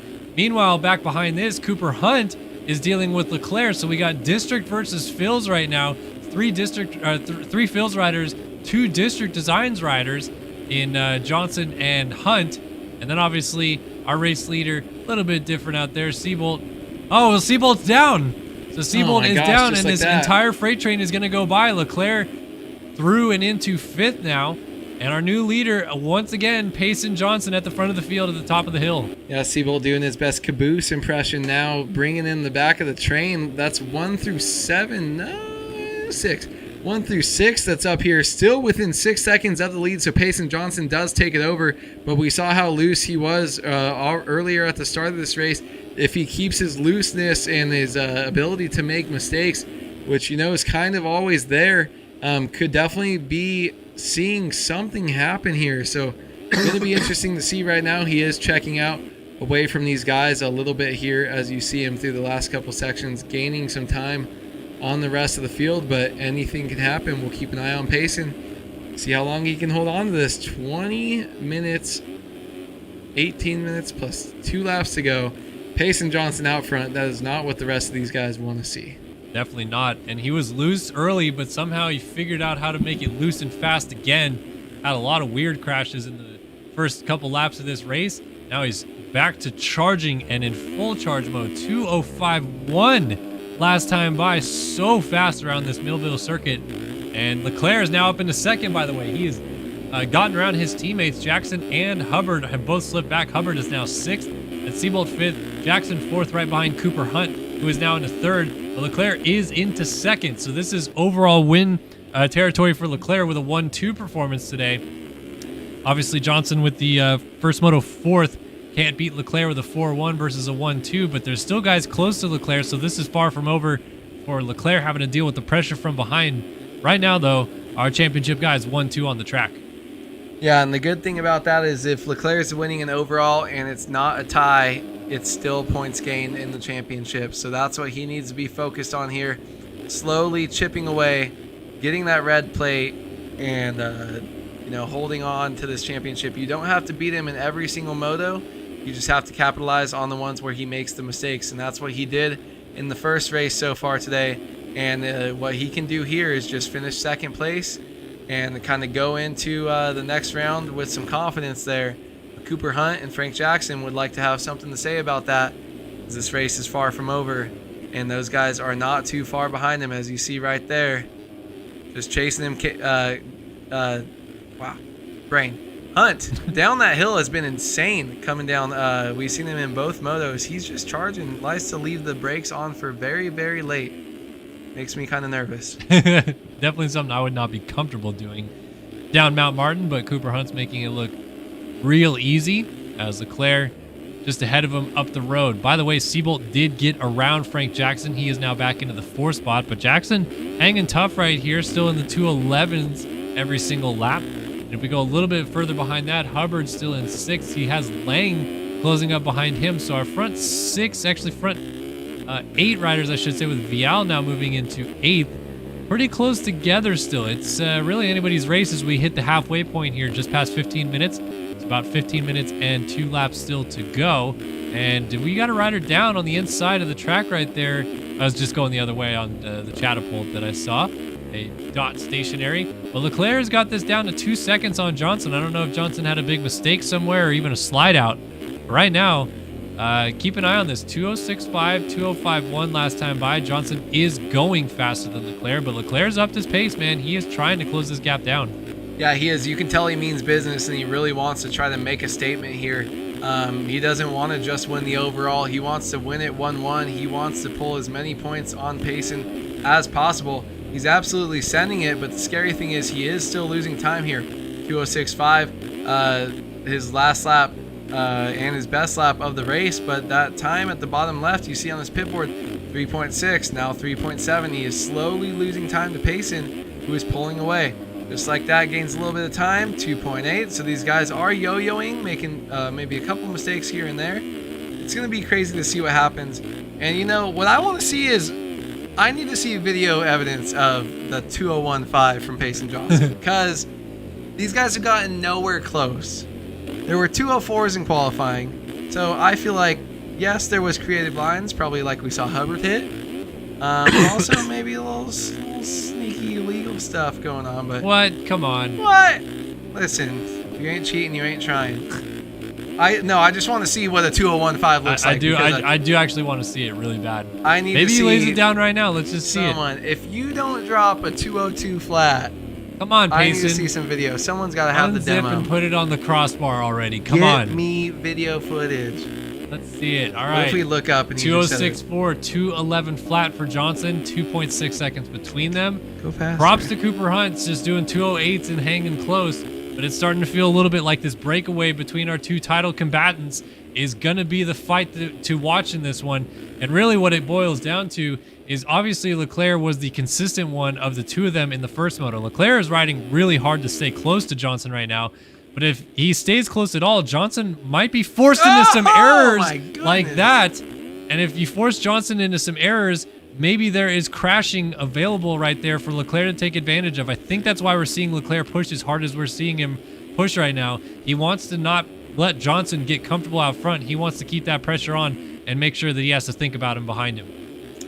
Yeah, I mean, you want to definitely make it tight enough, because if Payson's far enough out to where he doesn't have to think, that's a dangerous Payson Johnson to be racing against. So Leclerc needs to keep himself relevant in this race, keep that pressure on, because he will make those small mistakes. It's not anything new. It's not like he did it last moto for the first time. It's been years and years we've been seeing this.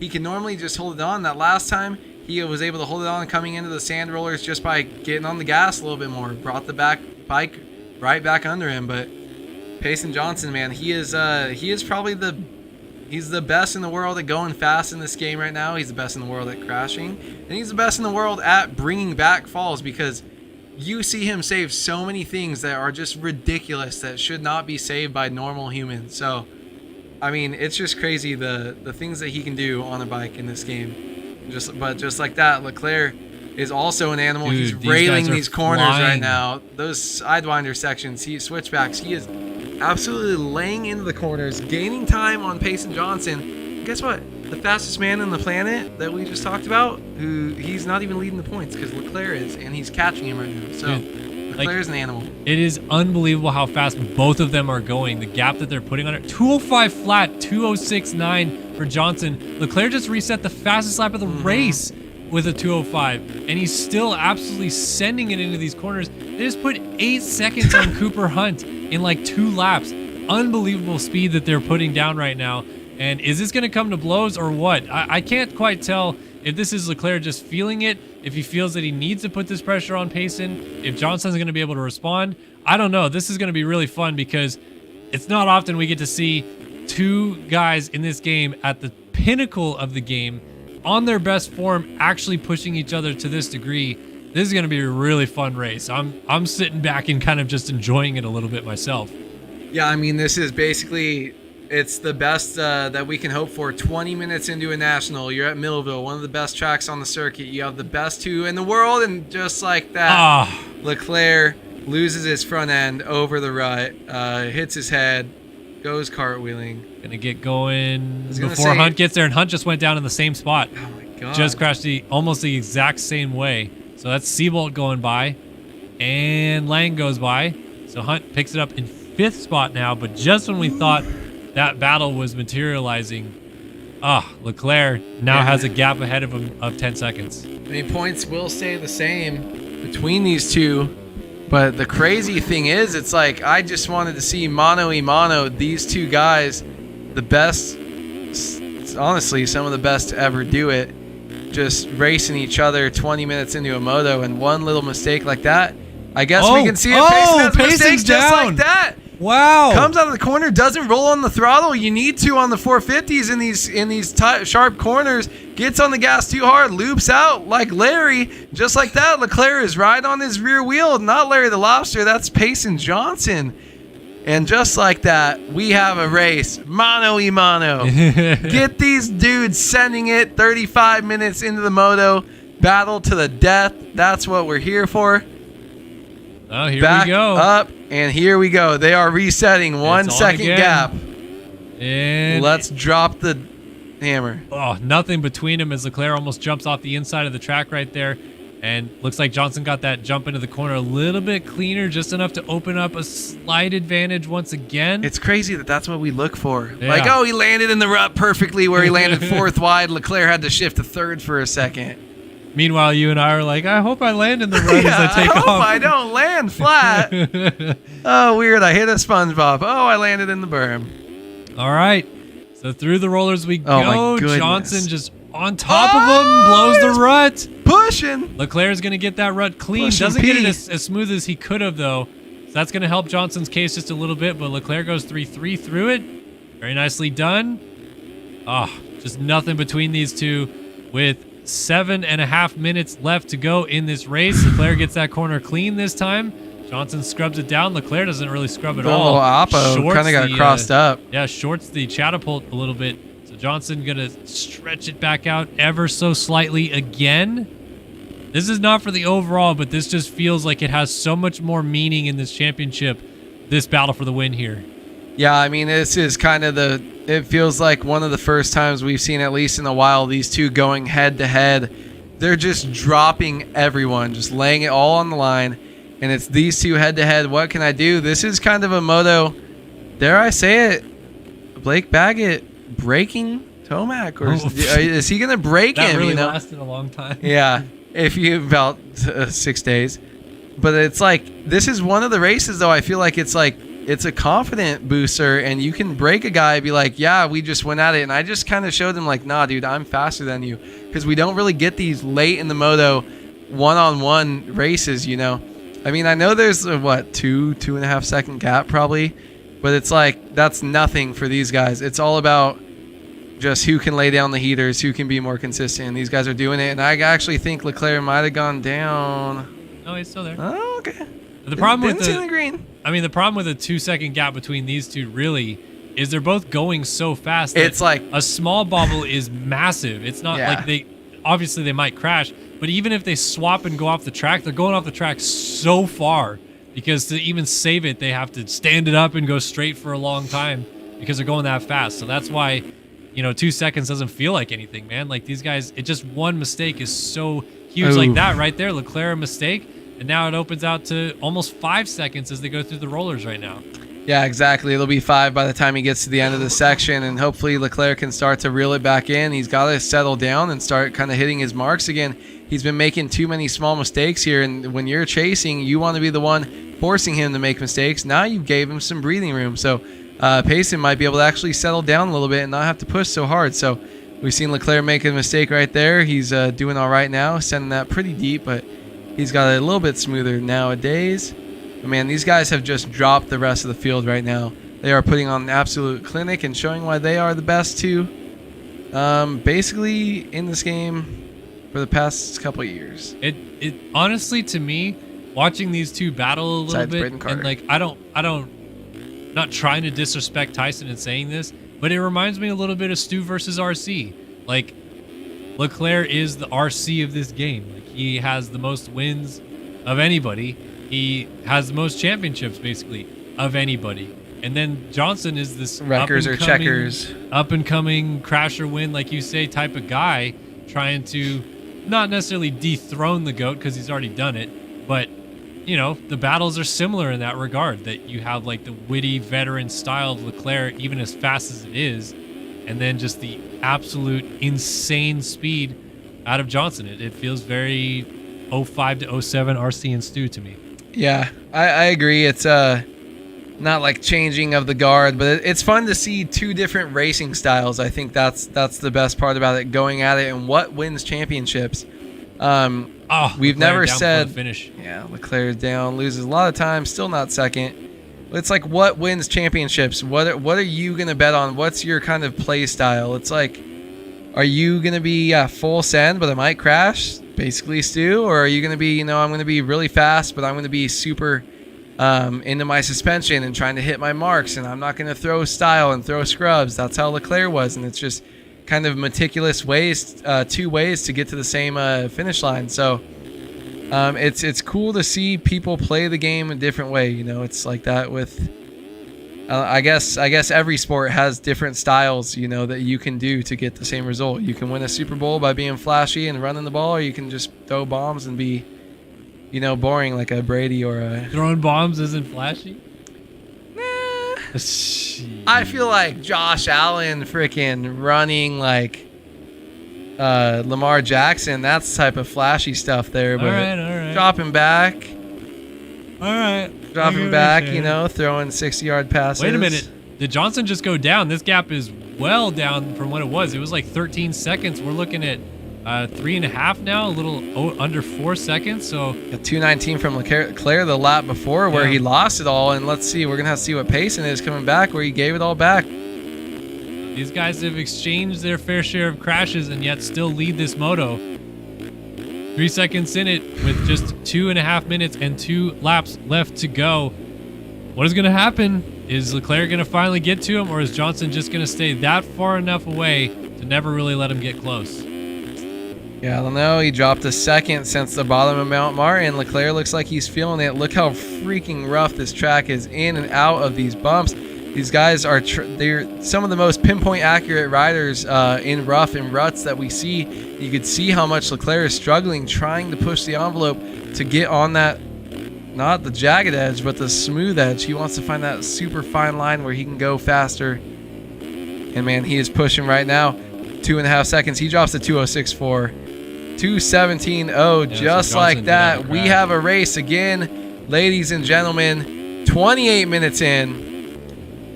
Ooh, it's gonna be. Something's gotta happen. Something's gonna give, right? At any point, someone's gonna wad. Definitely, someone's gonna wad. And at this point, if you're Leclerc, not Holy much to lose Siebold. because you're gonna stay ahead of Siebold if you go down. Maybe it's only 10 seconds. I think he'd still get up ahead of him. We'll see. Yeah, The if he goes flipping through some rollers, he's going on a ride. Payson's got lappers now, so we're moving into lappers. Yep. The timing, I don't think It's gonna be close. I think this is gonna be 2-lap board lap. I think they went across at. That guy's dead. It's gonna be close for sure. I mean, they're probably gonna finish. It's gonna be within 5 seconds each way, I think. Okay, I think they're coming off of Mount Martin with like 30 seconds on the clock. My guess. And that's probably too far. Yeah. I guess I saw 28:20 going across the finish, so maybe they're not. Yeah, so that means 2-lap board. Yep, 2-lap board will most likely come out. It's going to be really tight, and Leclerc is trying to keep this gap as tight as he possibly can. Johnson. Golly, how did he save that? The rear end kicked out so many times in those braking bumps at the bottom of the hill, and he just kept it together. Now Leclerc can sense an opportunity. He's got it down under 2 seconds. We got 3, 2, 1 on the clock, and 30 minutes have come and gone. 2-lap board is about to come out. Payson Johnson, a little bit of a bobble that time, and Leclerc trying to take advantage of it. Lap traffic getting out of the way. Nicely done. 2 seconds in it as they take the 2-lap board. Got 3/10 that lap, 4/10 that last lap. It's a little bit more, keeping it close, keeping the pressure on. As we're going to get through more lappers that they're going to have to avoid. This is going to just increase the pressure on Payson to get through the lappers, 1, quickly, and 2, safely. So we already see Payson switching up his line right there, going outside, avoiding that inside, trying to do anything he can do to eliminate mistakes. Going a little bit deep right there, but he's had some flow through this section. God damn, he's They're going so fast. They've switched away from the jumping to literally just they're going so fast that they only need to barely touch the top of the rollers every single time. Unbelievable how fast they hit that section. But yeah, Johnson looks like he's kind of just barely inching away, and as I say that, he makes a bobble right there. Leclerc is going to close it up just a tiny bit more. Oh, Leclerc down. Oh, same rear end kick out section. What? Oh! No way. Did he just? No. No, he did not. No, okay. Okay. You're like, bro, championship. Calm down. Oh my gosh. Holy. Wow. That scared me for a second. Okay. Woo! Catch our breaths for a second. And Siebold definitely, was not close enough to pass Leclerc and actually just made a small mistake. Sitting back there. and Cooper Hunt. So the top 5 has stayed the same. Frank Jackson a solid 6th, Vial 7th, Hubbard 8th, Holiak 9th, and Castellaneta rounds out the top 10. I mean, there are just Phil's Cowies everywhere. But it is Johnson who will come to the white flag this time by the 10-second lead in hand. Just has to keep it on 2 wheels, and this moto win is his. He will unfortunately see that championship lead slip from his grasps, but he will at least limit the damage in this second moto. Yeah, I mean, it's definitely the best. The best that he could do is come out here and win this race, and that's what Payson needed to do as he comes across with the white flag. You have a bad first race, you lose the points lead, or you get tied for the points, and you really just need to go out there, and all you need to do is beat Leclerc. And Leclerc put himself in the best spot. They went at it for a while, but right now it's going to be the best man that wins today, and that's going to be Payson Johnson. And all he has to do is hold on for about 2 more minutes. Yep, 1 more lap around Millville for Payson Johnson will get this moto win done. He was 4th in the first moto, and Leclerc was able to go and win the first moto. So this second place for Leclerc is going to be plenty enough for the overall win. And he came in 2 points down. He would leave 2 points up right now as it runs, as we head into Washougal next week for round 8 of this championship. As a reminder, if you're just joining us, we know that the Southwick race has not been broadcasted yet. I was sick all last week, still just kind of, it's holding on a little bit that you've heard me cough a few times tonight. So we will rebroadcast the Southwick race the week after Washougal. So the first off week that we're going to have after this little break, we'll have a Wednesday night broadcast of the Southwick National just for fun. We already kind of know what happened in that race. We know what the championship looks like beyond that. But just relive the race, relive what happened. Did I win? Maybe myself and Andrew will have a few bevs and have some good fun along the ways, and maybe make some fun predictions about stuff that's going on that we don't know about just yet. Yes, I haven't looked at anything. I feel like the standings. So I think someone said a name earlier, but I already forgot who it was. You know, I barely know what's happening.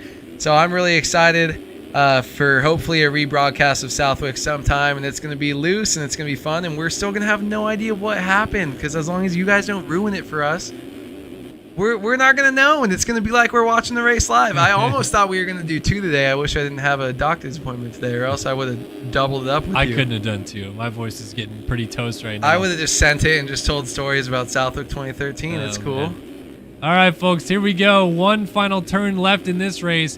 Well, Payson Johnson certainly limits the damage in Moto 2. He is going to win 450 Moto 2 at Millville. But the overall win on the day and the red plate holder to be after this one, with a 1-2 performance. Give it up, folks. Alexis Leclerc wins the Spring Creek National in MX Simulator. Some would say hashtag easy overall. It's going to be Seabolt crossing the line. He will finish up in 3rd. What a in this good one. ride. T-Lang 4th. Cooper Hunt rounds out the top 5. Frank Jackson 6th. Pablo Vial 7th ahead of Connor Holiak in 8th. Braden Castellaneta 9th. And Jacob Hubbard looks like he is going to finish up P10 ahead of Devin Davis, who's 11th. Great ride for Davis today. Cocroft in 12th. Rogan McIntosh 13th. A lot of guys we haven't seen much of this moto, but very solid efforts nonetheless. Anthony Pachone 14th. 15th for Ethan Parks. 16th for Luke Sullivan. Man, Sully, not a good second moto after 3rd in the first moto. Still dealing with Caleb Hall right now. It's almost to the inside to try to pass him back, and then blows that, and then Hall crosses over. Can't really tell if they're having fun or if they're angry at each other. Oh my God! Trying to have fun. Caleb Hall just tosses the tossed sauce. it. Oh man! And then Ethan Parks just up the road. Is Sullivan just gonna go full send down this hill? Tried. Send it. C-bounce. You gotta just hit that kicker and just C-bounce. Oh, that was that would have sick. greased That it. would have been so sick. Why aren't people doing that? No, he may have just discovered what they're going to do next year. Spencer Turley, P18. What is up, my dudes? What did he end up in the first moto? He was 25th, so this is going to be 3 solid points for the 420. I don't know anything about him other than he makes tracks that are like space, and he's What's Up My Dudes videos. He's like the Hopper of Sim, I've heard. Jack Mark ends up in 19th, and Jared Gummison was 20th. Blakely, JGMX, Rockefeller, Hewen, Bear, Gebhardt, Boardman, Smith, O'Brien, Gross, Canal, and some guy named Ryan did not score Just points. Ryan. Did not score points in this moto. I like Jake with State Farm like insurance as his sponsor. Yeah, it's good stuff. All right, waiting for those penalties to come in. Just double checking. I think anything's going to change up here, but there we go. Yeah, everything stayed the same up at the front. So it is Leclerc with the win at Spring Creek and the red plate moving forward. Oh my goodness. What a night of racing. What an evening. Up and down. We didn't know if the servers are going to work. We red flagged. We did this. We took an intermission. Just a bunch of stuff. In the end, though, we got a new red plate holder. We did it. We did it. We made it. All right, folks. Red This has plate been holders. This has been the Spring Creek National in MX Simulator live here on Start Your Systems. Thank you guys for tuning in. We'll be back next week for the Washougal National from Washougal, Washington, I guess is where it's from. Yeah, I don't know. I'm out of it at this point. It's been a long night. But thanks, guys, for tuning in. Thanks to the RaceFactory Gaming track crew, RaceFactoryGaming.com for putting it all on. And Andrew, thank you for coming in and helping out as always. Yeah, good stuff. All right, guys, we're going to send you on your way. Thanks for tuning in to the Spring Creek National MX Simulator. We'll see you next week for Washougal. Bye-bye.